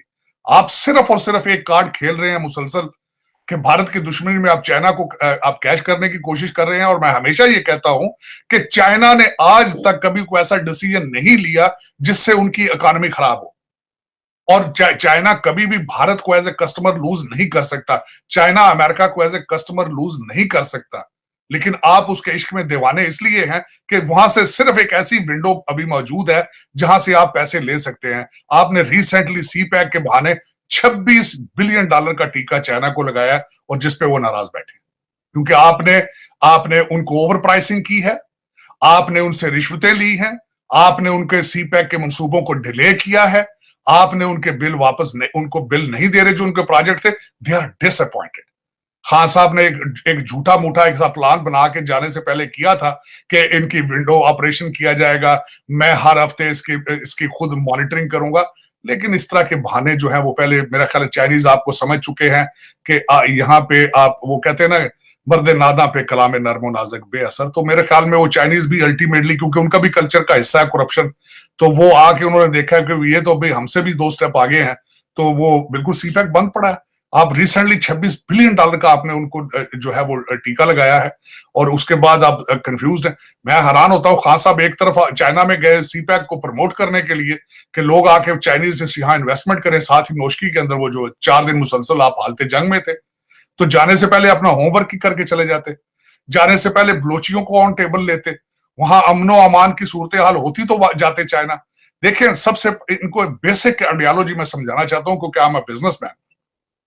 बिजनेस हमेशा इन्वेस्टमेंट वहां लेके जाता है जहां लॉ एंड ऑर्डर के हालात बेहतर हो, जहां की अदालतें इंसाफ कर रही हो। आपके क्या ख्याल में पाकिस्तान की अदालतें इंसाफ कर रही हैं? वहां पे पाकिस्तानियों को इंसाफ नहीं मिलता, अगर वहां पे कोई फॉरेनर जाके इन्वेस्टमेंट करेगा तो उसको इंसाफ कहां से मिलेगा?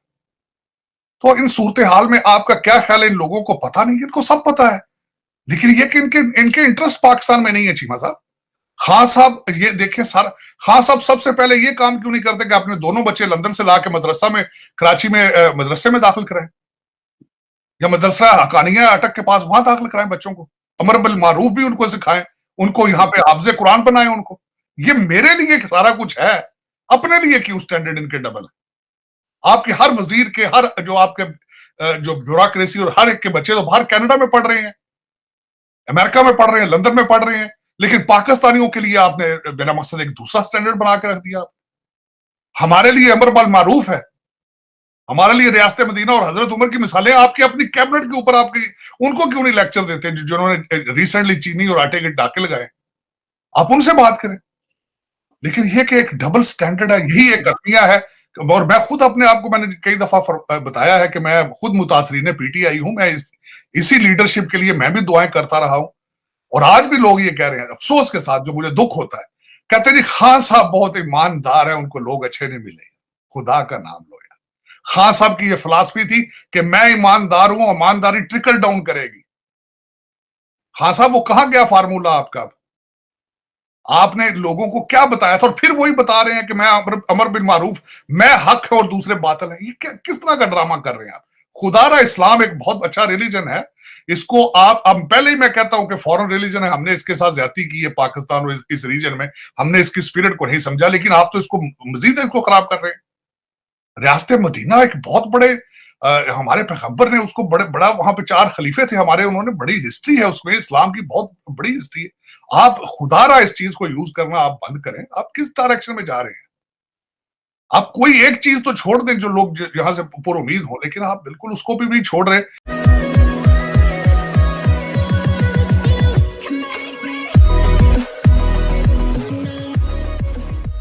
नमस्कार दोस्तों। अब चाइना का एक कई सारे ऐसी अभी भी कंट्री है जो उसकी एक नीति में फंस चुके हैं कि भाई उनको पैसे दो, और जब वो पैसे देने वापस न कर पाए, मतलब इंटरेस्ट रेट और उतना ज्यादा रखो कि वो एक समय पर इंटरेस्ट मतलब अमाउंट वापस ना कर पाए, और जब वापस ना कर पाए तो वहां कुछ ना कुछ चीजें ऐसी है जो 99 साल के लिए आप लीज पर ले लो।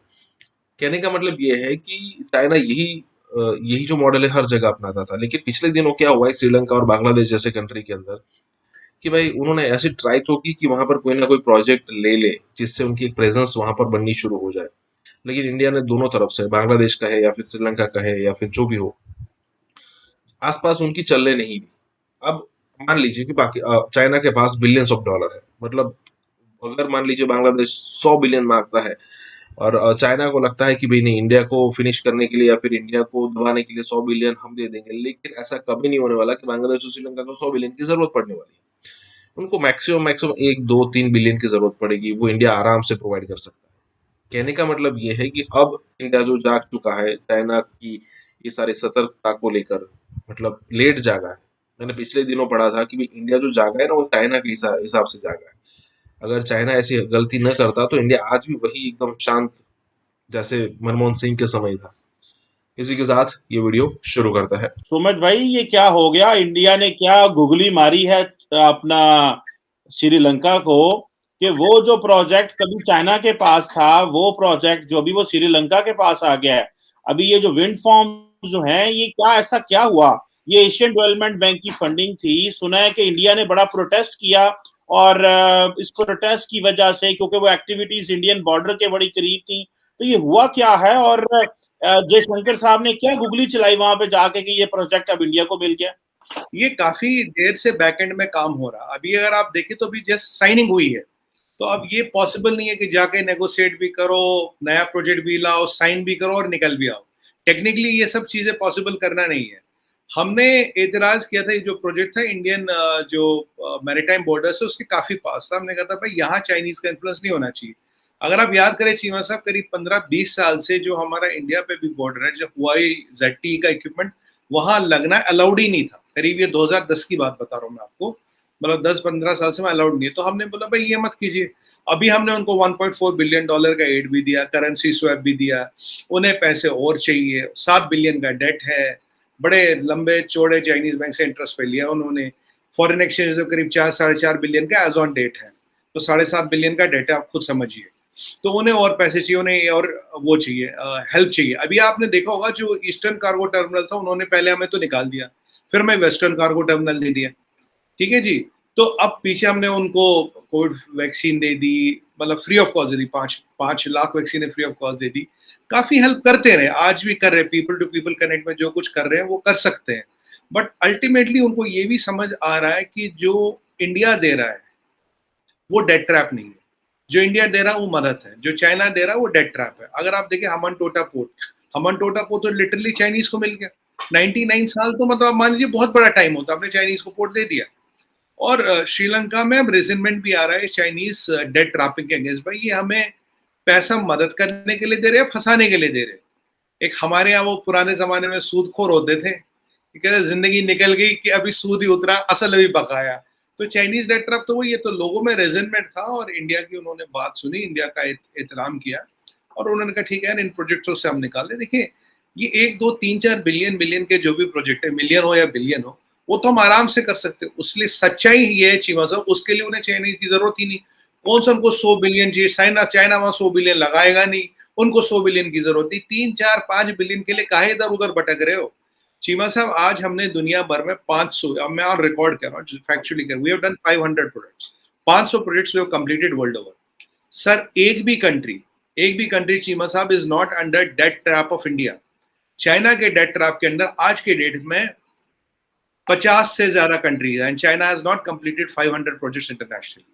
That is the intention. हमारा इंटेंशन है हेल्प करना। देखिए एक कहावत है इंग्लिश में, if you have to help somebody don't give him fish, teach him how to fish.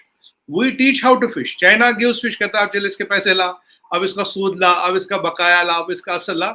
हमने अफगानिस्तान में आप देखिए, आप मालदीव में देखिए, आप श्रीलंका में देखिए, आप नेपाल में देखिए, बांग्लादेश में देखिए, कौन सी आपको ऐसी कंट्री दुनिया में मिली? मालदीव देखिए, सेशल्स देखिए, कौन सी कंट्री आपको दुनिया में आ रही? अफ्रीका की सारी कंट्री उठा के देखिए, कौन सी कंट्री आपको ऐसी मिलेगी जो हमने जी उनको डेट ट्रैप में उनके ऊपर इंडिया का कर्जा नहीं है किसी के ऊपर, we are enabling them, we उनको ये 6% पर एनम पे लोन नहीं दे रहे ताकि वो वापस नहीं ना पाए।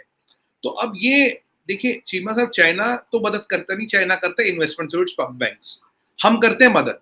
There is a difference between investing for interest and landlady legitimacy.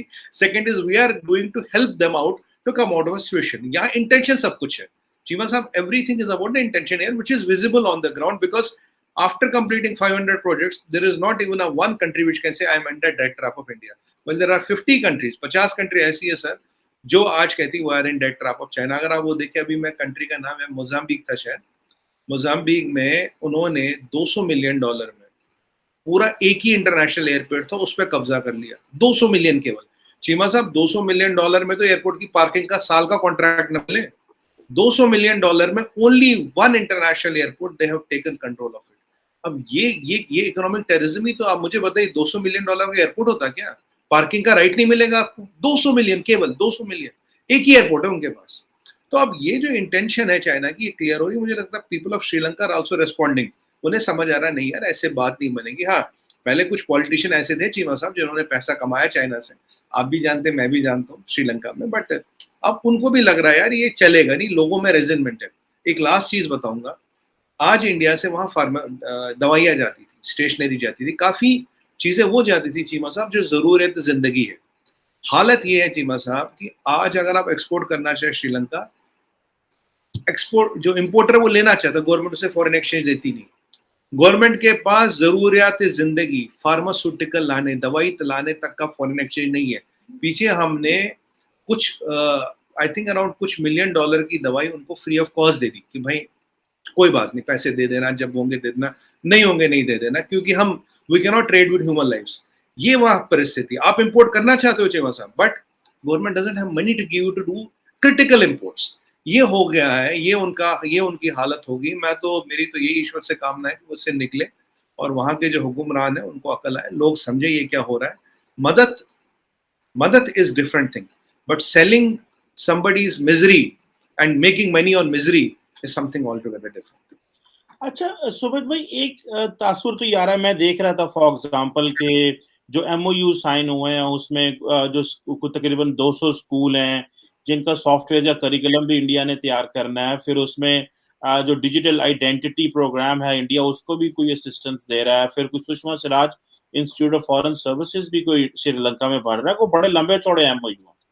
एक तरफ तो ये बातें हो रही हैं कि छोटे से प्रोजेक्ट हैं, कुछ ज्यादा नहीं, मेरा ख्याल है कोई $12 मिलियन का प्रोजेक्ट होगा। तो अब ये बताएं कि जहां पे आप भले कहते रहे कि हम जो थोड़ा सा प्रोजेक्ट है, चाइना जहां पे इन्वेस्टमेंट करता है वो तो बिलियंस ऑफ डॉलर्स की है ना, मतलब 20, 50, 30 जो BRI के बड़ी बड़ी प्रोजेक्ट्स हैं, बिलियंस ऑफ डॉलर। सारी बात है इंडिया वो नहीं कर सकता, लेकिन क्या ये बात को बताइए कि बहुत सारे इंटरनेशनल एनालिस्ट ये कह रहे हैं कि इंडिया श्रीलंका को ऑन इट्स बैकयार्ड होने की ब्लैकमेलिंग करता है कि भाई आप मेरे बैकयार्ड में हो। जिस तरह पाकिस्तान किसी दौर में कहा करता था ना, अफगानिस्तान तो मेरा है, यहाँ पे जो है वो किसी की मर्जी नहीं चलेगी। ये वो जो हम स्ट्रेटेजिक डेप्थ की बात करते थे, तो श्रीलंका जो है वो आपकी स्ट्रेटेजिक डेप्थ है कि भाई मेरा बैकयार्ड है, यहाँ पे कोई नहीं होगा। है वो सॉवरेन जगह, लेकिन क्योंकि उसके पास पैसे नहीं है तो आप कह रहे हो उस जो है ना सी शोर से मेरा मुल्क नजर आता है तो उधर कोई चाइनी नहीं खड़ा होगा। मतलब ये भी एक असर्टिव नेशन होने की आपकी एक है। तो जारी बात आपको और उनका फर्क है। तो क्या ब्लैकमेलिंग है, या कि जिस तरह पाकिस्तान अफगानिस्तान को कहता रहा है कि ऐ साडा ये यहाँ पे जो होगा हमारी मर्जी से होगा। Is it the India doing the same for Sri Lanka? देखिए चीमा साहब, पहली बात तो तीन पार्टों में आंसर दूंगा। पहली बात, जो इंडिया श्रीलंका रिलेशन है ये 2500 साल पुरानी है, 2500 साल, and there is a written documented history on it, ठीक है। दूसरा, from a Hinduism perspective we have ties with Lanka which go to thousands of years. तो ये आज के रिलेशन नहीं है। हमारा रिलेशन श्रीलंका के साथ तब का जब तो चाइना पैदा ही नहीं हुआ था। तो चाइना के देखते हुए हम बोले कि भाई ये हमारी टेरिटरी वो नहीं है, हमारे किसी की जमीन पे हमारी नजर नहीं है। श्रीलंका सिनेरी लोग भी हमारे भाई है, कोई दिक्कत नहीं, कोई परेशानी नहीं है। देखिए अब आप आई पैसे और प्रोजेक्ट की बात। श्रीलंका की जरूरत, अगर आप बिगेस्ट प्रोजेक्ट देखें चाइना का, $2 बिलियन $2.5 बिलियन है, इससे बड़ा है नहीं अब तक का कोई भी प्रोजेक्ट। तो वही मैं कह रहा हूँ, मैंने आपको बोला था 2 मिलियन या 4 बिलियन 5 बिलियन के लिए आपको इधर उधर जाने की जरूरत नहीं। हम आपको 6% पर एनम पे पैसा नहीं दे रहे, हम आपको एड दे रहे हैं, आपको एनेबल करें। We are teaching you how to fish, not to entrapping with debt trap. आज लगभग इंडिया और चाइना का इन्वेस्टमेंट श्रीलंका में बराबर है, चाइना का थोड़ा सा ज्यादा है। पर इंडिया के, आपने भी, आप तो एनालिस्ट है कुछ चीमा साहब, चाइना, आपने कहीं पढ़ा कि Sri Lanka is in India's debt trap? $400 million का करेंसी स्वैप भी दिया नहीं दिया हमने डेट ट्रैपिंग तो हमारी पॉलिसी नहीं है। वह कि China is in the, Sri Lanka is in Chinese date trap. आज की सब संभावना ये है, अगर उन्होंने ये, हाँ आपका कहना बिल्कुल ठीक है, 12 मिलियन का प्रोजेक्ट है, हाँ हमने बोला कि Chinese can not be near tower maritime boundaries because there are strategic interest, उसमें कोई छुपाने की बात है नहीं। और चाइना भी आपको जानते हैं, चाइना वहाँ पैसे इसलिए तो नहीं लगा रहा उनको श्रीलंकनों से कोई बहुत लेना देना है, वो तो अपने जो स्ट्रिंग ऑफ पर्ल्स है उसके अनुसार अपने उस पर कार्रवाई चल रहा है। अब हम अपना इंटरेस्ट प्रोटेक्ट करें, उनका इंटरेस्ट प्रोटेक्ट करें। उन्हें अभी कुछ $1 मिलियन की दवाइयाँ फ्री ऑफ कॉस्ट भेजी हमने, कितना एड भेजा, 500 के आज 5 lakh Covid vaccine, 500,000 Covid vaccine भी फ्री ऑफ कॉस्ट दी, सब पूरी मदद कर रहे हैं उनकी।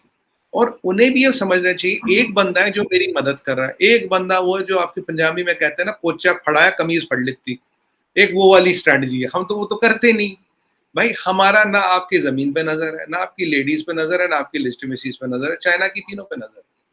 केस स्टडी है दुनिया भर में, आसपास उठा के देख लीजिए, जो मैं कह रहा हूँ that can be factually corrected. तो ये नहीं कहना भाई वहां मेरी मर्जी चलेगी। अगर हमारी मर्जी वाली बात होती तो हम चाइना से पैसे लेने नहीं देते। उन्होंने चाइना से पैसा लिया, अब हाथ जल गए, उंगलियों पे बर्नॉल लगाया, बैंडेड लगाया, तब समझे, पहले संभलते, अच्छी बात थी। अगर मैं बता रहा हूँ भाई साहब आगे खड्डा है, अब तो या तो कि आप मेरी बात मान लो, रुक जाओ, दूसरा कह रहा है मैं खड्डे में गिर के देखूंगा उसकी गहराई कितनी है। अब ये श्रीलंका ने खड्डे में गिर के देखा गहराई कितनी है, पर आज लोगों में रेजिलमेंट है चीना साहब, उनको लग रहा नहीं भाई, एक जगह से हमें दोस्ती प्यार मोहब्बत मिल रही है, दूसरी जगह से हमें सूदखोरी इंटरेस्ट और एंट्रैपिंग मिल रही है, हमें कहाँ जाना चाहिए। देखिए कुछ पॉलिटिशियंस का फायदा हो सकता है नंबर 2 ऑप्शन चूज करने में, उनके भी घर भरते हैं। आप तो जानते हैं लोगों के मकान होते बर्मिंघम में, मियामी में, आप जानते सरकारी नौकरी पे तो बर्मिंघम मियामी में तो किले बनते नहीं चीमा साहब, सरकारी नौकरी में तनख्वाह कितनी मिलती है, बट होते लोगों के मकान, आपको भी पता है ये जादू होता है दुनिया में, आपके हमारे सामने होता है। तो ये अब श्रीलंका वालों को समझना चाहिए भाई, देखिए, और हमारी फॉरेन पॉलिसी इंडिपेंडेंट है, neither it's around Sri Lanka, neither it's around China, neither it's around Pakistan.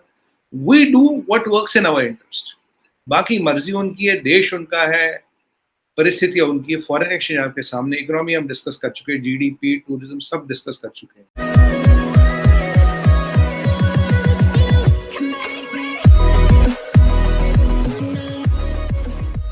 नमस्कार दोस्तों, अब यहाँ पर सना मीर को आप देख रहे हैं।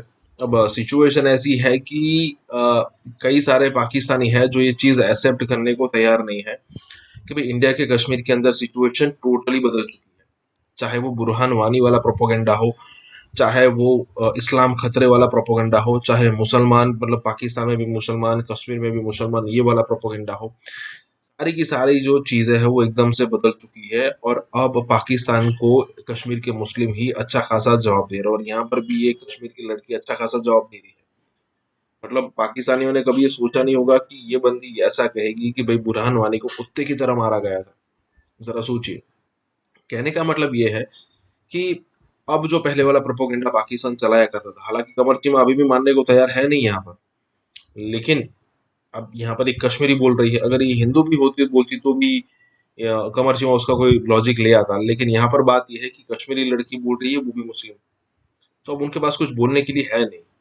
इसी के साथ ही वीडियो शुरू करते हैं। हम ये नहीं चाहते कि हम टेररिज्म के अंडर रहें, हम वो कंट्री का हिस्सा बन के रहे जिसको ग्लोबली एक टेररिस्ट कंट्री कहा जाता है। इसीलिए हम सिक्योर महसूस करते हैं इंडिया के साथ, इसीलिए हम इंडिया को सपोर्ट करते हैं, और कोई रीजन नहीं है, क्योंकि हमको पता है कि इंडिया के साथ हम आगे बढ़ेंगे, प्रोग्रेस करेंगे, किसी के कर्जे के तले नहीं डूबेंगे।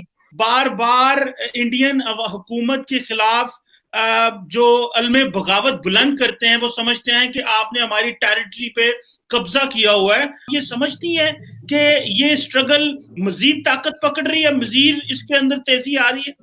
जी जी, पॉइंट नंबर वन मारिया, आप कह रही हैं कि बुरहान वानी यहाँ पे हीरो है। बुरहान वानी के एनिवर्सरी पे किसी ने एक कैंडल तक जलाई है? लेकिन कल बीजेपी का एक हमारा लीडर उसको शहीद कर दिया। वो शहीद हो गया क्योंकि उसको कुछ लश्कर के टेररिस्ट ने आके मार दिया। सरेआम आई विटनेसेस ने भी देखा और सीसीटीवी ने भी देखा। तो इतना बड़ा उसका फ्यूनरल किया गया, अभी तक लोग रो रहे हैं उसके पीछे। वो एक नेशनलिस्ट था, इंडियन फ्लैग लेके खड़ा होता था। तो आप सच्चाई, आपके यहाँ होगा बुरहान वानी हीरो, हमारे यहाँ उस कुत्ते की मौत मरा है और उसको मरवाया किसने? उसी की गर्लफ्रेंड ने, जो कहती थी, आप कहते हैं कि एक इनोसेंट पे उसने हाथ नहीं उठाया, उसकी गर्लफ्रेंड ने कहा कि वो उसको मोलेस्ट करता था, दूसरी लड़कियों को मोलेस्ट करता था। आप इस आदमी को, और एक चीज मैं बता दूं, मैं एक और क्वेश्चन पूछती हूँ आपको। आप कह रहे हैं कि बुरहान वानी के ऊपर, मैं ये नहीं कह रही कि उस पर अत्याचार नहीं हुआ होगा, हम इंडिया में यूज करते वर्ड अत्याचार, लेकिन क्या आपने गिरिजा टिक्कू के बारे में पढ़ा है? क्या हुआ था उसके साथ? आपके जिहादियों ने उसके साथ गैंग रेप किया, फिर एक सौ होता है ना, उसको उर्दू में क्या बोलते हैं मुझे नहीं पता, वो जो 100 के साथ उसकी बॉडी को दो हिस्से कर दिए। पूरी नहीं, मैंने आपकी बात एंड तक सुनी, आप पहले सुनने का हिम्मत तो रखिए, सुनने की हिम्मत रखिए। फिर उस ऐसे बहुत सारे इंसिडेंट्स हैं जो कश्मीरी पंडितों पे गुजरे, जिसकी वजह से उन्होंने कभी गन नहीं उठाया। गन उठाना तो दूर की बात, वो बेचारे आज की तारीख में आर्ट ऑफ लिविंग में काम करके जो डिस्टर्ब्ड कॉन्फ्लिक्ट की वजह से जो डिस्टर्ब मुसलमान है कश्मीर में, उनको ट्रीटमेंट दे रहे हैं, उनको डिप्रेशन की ट्रीटमेंट दे रहे हैं। वो कहते हैं कि हमारे लोग हैं, एक जमाने में इन्होंने हम पे जुल्म किए होंगे लेकिन हम इनके ऊपर जुल्म नहीं कर सकते। आप ऐसे लोगों को बढ़ावा दे रही है, बुरहान वानी जैसे लोग जिन्होंने गन उठाया क्योंकि उनके साथ जोर जबरदस्ती जुल्म हुआ है। उन्हें गन नहीं, उन्हें पेन उठाना चाहिए, उन्हें देश से गद्दारी नहीं करनी चाहिए, उन्हें अपनी देश की गवर्नमेंट से बोलना चाहिए कि हमारे साथ ये गलत हुआ है, हमारे साथ वो गलत हुआ है, इसको सही कीजिए। ये इन्होंने बल्कि क्या किया, देश के गद्दारों से हाथ मिलाया। इनकी तो वीडियो आई थी कि हाफिज सईद या पता नहीं कौन से मसूद अजहर, मैं इन सब लोगों के ऊपर रिसर्च करती नहीं हूँ, उसके साथ फोन पे टेलीफोन पे बात कर रहा है, हीरो बनना चाहता था वो बड़ा और बन गया पाकिस्तान में हीरो। इंडिया में उसको हीरो नहीं बोला जाता, उसको हम टेररिस्ट ही बोलते हैं और टेररिस्ट ही बोलते रहेंगे। और आप ये जानकर शॉक हो जाएंगे कि उसके मरने के बाद उसका फादर किधर गया था अपना डिप्रेशन ट्रीट करने के लिए, हिंदुओं की आर्ट ऑफ लिविंग में श्री रविशंकर जी के पास। तो आप क्या बकवास कर रही हैं? अगर हमारी कंट्री इतनी बुरी होती तो बुरहान वानी के फादर को ट्रीटमेंट करती है डिप्रेशन की। आप जैसी गवर्नमेंट हमारी होती है, अगर आप जैसी गवर्नमेंट हमारी होती है तो बुरहान वानी की सारी फैमिली को डिसअपियर करा देती है एक रात में। बट हम उनको ट्रीटमेंट दे रहे हैं, हम उनकी फैमिली को हेल्प कर रहे हैं, ये है हमारी गवर्नमेंट। सिर्फ एक बात, आप जितना मर्जी बोलें लेकिन काइंडली डिसेंट लैंग्वेज इस्तेमाल करें, गलत लैंग्वेज इस्तेमाल मैंने कौन सी मैंने ऐसा कुछ बोला नहीं जो सच नहीं है। अब आपको वो इंडिसेंट लग रहा है, मैं क्या करूं? सुने आप देखें, आपका अपना पर्सपेक्टिव रखने का हक है, आप बोले अपने पर्सपेक्टिव रखें, हम आपको नहीं टोकेंगे। आप बताइए कौन सी इंडिसेंट बात बोली मैंने? सुने मेरी बात, सुने ना, देखें जब आप लोग मोदी जी वो कहते हैं वो इंडिसेंट होता है, या जो मैं कह रही हूँ बुरहान वानी जैसे टेररिस्ट के बारे में वो इंडिसेंट ना? भाई सुने, बात तो सुने ना। देखिए मैं आपको टोकता नहीं, आप बोलें जो मर्जी, लेकिन कम से कम कुत्ता, बकवास, ये जो अल्फाज हैं ये ना करें, क्योंकि ये गाली है। सुने, कुत्ता गाली नहीं होता है, कदम चीमा की कुत्ता गाली नहीं होता है, लोग कुत्ते को एज अ पेट रखते हैं, एज अ पेट रखते हैं। मैं कुत्ते एज अ गाली नहीं दे रही, मेरा बोलने का मतलब है कि जैसे कभी कभी रास्ते पे जैसे म्युनिसिपैलिटी का जो बेचारे जो कुत्ते होते हैं जो क्रैश हो जाते हैं, उस तरह से मरा है। मैं उसको गाली नहीं दे रही, वो गाली के लायक है नहीं, मैं उसको गाली नहीं दे रही। सुने मेरी, आप देखें, मैं आपको जितना टाइम आपको चाहिए आप लें, लेकिन एक तो किसी दूसरे को टोके ना, मारिया आप भी याना को ना टोके और याना आप भी काइंडली, और दूसरे डिसेंट लैंग्वेज इस्तेमाल करें।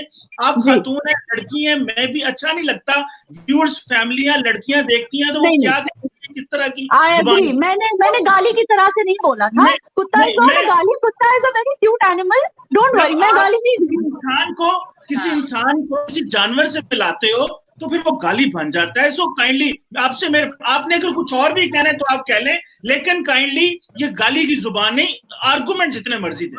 उसके तो हमारा मुल्क ही है ना, पीओके भी हमारा ही मुल्क है जिसपे आप कब्जा करके बैठे हैं, वो तो हमारा मुल्क ही है, हम कहाँ नहीं बोल रहे हैं। हिंदू मुसलमान सब एक है हमारे मुल्क में, मुल्क है, कश्मीर क्यों ना हो। आपको पता है बुरहान वानी के फ्यूनरल में भी सरदार आए थे, आपको पता है, फोटोज हैं। उसके फ्यूनरल में भी कुछ हिंदू भी आए थे। आप चाहती हैं मैं आपको टोकूं? नहीं ना चाहती, इसलिए मुझे भी सुने। मैं सिर्फ इतना कह रहा हूं कि बुरहान वानी और बीजेपी के लीडर को मिलाना ये बिल्कुल कंपैरिजन ही कोई नहीं है। और जो बीजेपी का लीडर सुने, जो उनकी कल कत्ल हुआ या वफात हुई, मैं समझता हूं किसी भी इंसान का जो कत्ल है ना, हक कत्ल है, वो कोई भी हो, इसमें तो कोई दो राय नहीं है। सो लिहाजा एक तो मिला नहीं सकते। दूसरा, ये जो आपने ये जो स्टोरीज मिलती है ना आपको, कुक्ड स्टोरीज, रॉ वाले माइंड में डालते हैं, इंडिया का गोदी मीडिया चलाता मैं वहां रहती हूँ कमर चीमा जी, वो मेरा घर है, मुझे पता है वहां क्या हो रहा है, वहां के लोग क्या सोचते हैं, बिलीव मी, मुझे पता है, वो घर है मेरा। आप देखें, आपने 3-6 दफे एग्री हो चुकी हैं कि अपनी अपनी बारी पे बोलना है, लेकिन आप फिर बोल पड़ती हैं। मैं सिर्फ इतना कह रहा हूं कि जो स्टोरीज आपको रॉ वाले देते हैं, जो इंडिया की गोदी मीडिया को स्टोरी मिलती है, वो चलाएं जरूर, आपका हक है, आप अपना नेशनल इंटरेस्ट प्रमोट करें, लेकिन ये नहीं कि जो भी, मैं समझता हूं आप पढ़े लिखे लोग हैं, इंफॉर्मेशन को प्रोसेस करना, इंफॉर्मेशन आपके पास आती है उसको प्रोसेस करना, क्या ये सही है कि नहीं? देखिए, हमारी हुकूमत है, हमारी एजेंसियां सारा टाइम अगर हमें कोई चीज बताएंगी हम मनोवन मानेंगे नहीं। आपकी हुकूमत, आपकी एजेंसी, आपका मीडिया कुछ बताता है तो आप पहले देखते हैं, उसे तोलते हैं बात को। सो आप काइंडली थोड़ा सा एनालिसिस भी दें, सिर्फ ये नहीं कि जो गोदी मीडिया और जो इंडिया की एजेंसियां बता दें हम वही आप बताना शुरू कर दें। मैं एक जो चीज आपने इस हवाले से, आपने गन और पेन की बात की, या ना, बहुत अच्छी बात की आपने कि गन का मुकाबला पेन से है ही नहीं है। मुझे ये बताएं, आपने कश्मीरियों की आजादी के लिए अपने पेन से क्या लिखा है? आपने कश्मीरियों की आजादी का जवाब मैं देना चाहती हूं। सेकुलरिज्म और डेमोक्रेटिक राइट्स जैसी चीजें जो स्कूल और कॉलेज के सिलेबस से निकाल दी हो इंडियन हुकूमत ने, मैं कल की बात बता रहा हूं, आपने पेन की बात की ना, बीजेपी की सिलेबस से ये चाइना ने किया था, ये इंडिया ने नहीं किया। ये कहां से मिली आपको न्यूज? आप ISI की न्यूज पे चल रहे हैं और मुझे कह रहे हैं कि मैं एनालिसिस नहीं कर रही। ये तो हो ही नहीं सकता कि हमारी स्कूल, हमारे कॉन्स्टिट्यूशन में डेमोक्रेसी, हमारी स्कूल से कैसे निकालेंगे? ये क्या बात हुई? जाना, बात तो सुनिए, चाइना ने किया है। कमर चीमा साहब, आप कंफ्यूज हो रहे हैं। ये जो बात आपने की, ये हांगकांग की लाइब्रेरी से डेमोक्रेसी के ऊपर सारी जो बुक्स थी वो चाइना ने हटाई है, इंडिया में नहीं हुआ है ये। हम ये नहीं चाहते कि हम टेररिज्म के अंडर रहे, हम वो कंट्री का हिस्सा बन के रहे जिसको ग्लोबली एक टेररिस्ट कंट्री कहा जाता है। इसीलिए हम सिक्योर महसूस करते हैं इंडिया के साथ, इसीलिए हम इंडिया को सपोर्ट करते हैं, और कोई रीजन नहीं है, क्योंकि हमको पता है कि इंडिया के साथ हम आगे बढ़ेंगे, प्रोग्रेस करेंगे, किसी के कर्जे के तले नहीं डूबेंगे, और हम एक स्ट्रॉन्ग इकोनॉमी बनेंगे इंडिया के अंडर, प्रोवाइडेड ये जो हमारी जो ऑपोजिशन पार्टी है ये बार बार दखलंदाजी करके आप लोगों के साथ हाथ मिला के बार बार ये जो सेंट्रल गवर्नमेंट को जो जिसका हौसला तोड़ने की कोशिश करती है वो ना करे।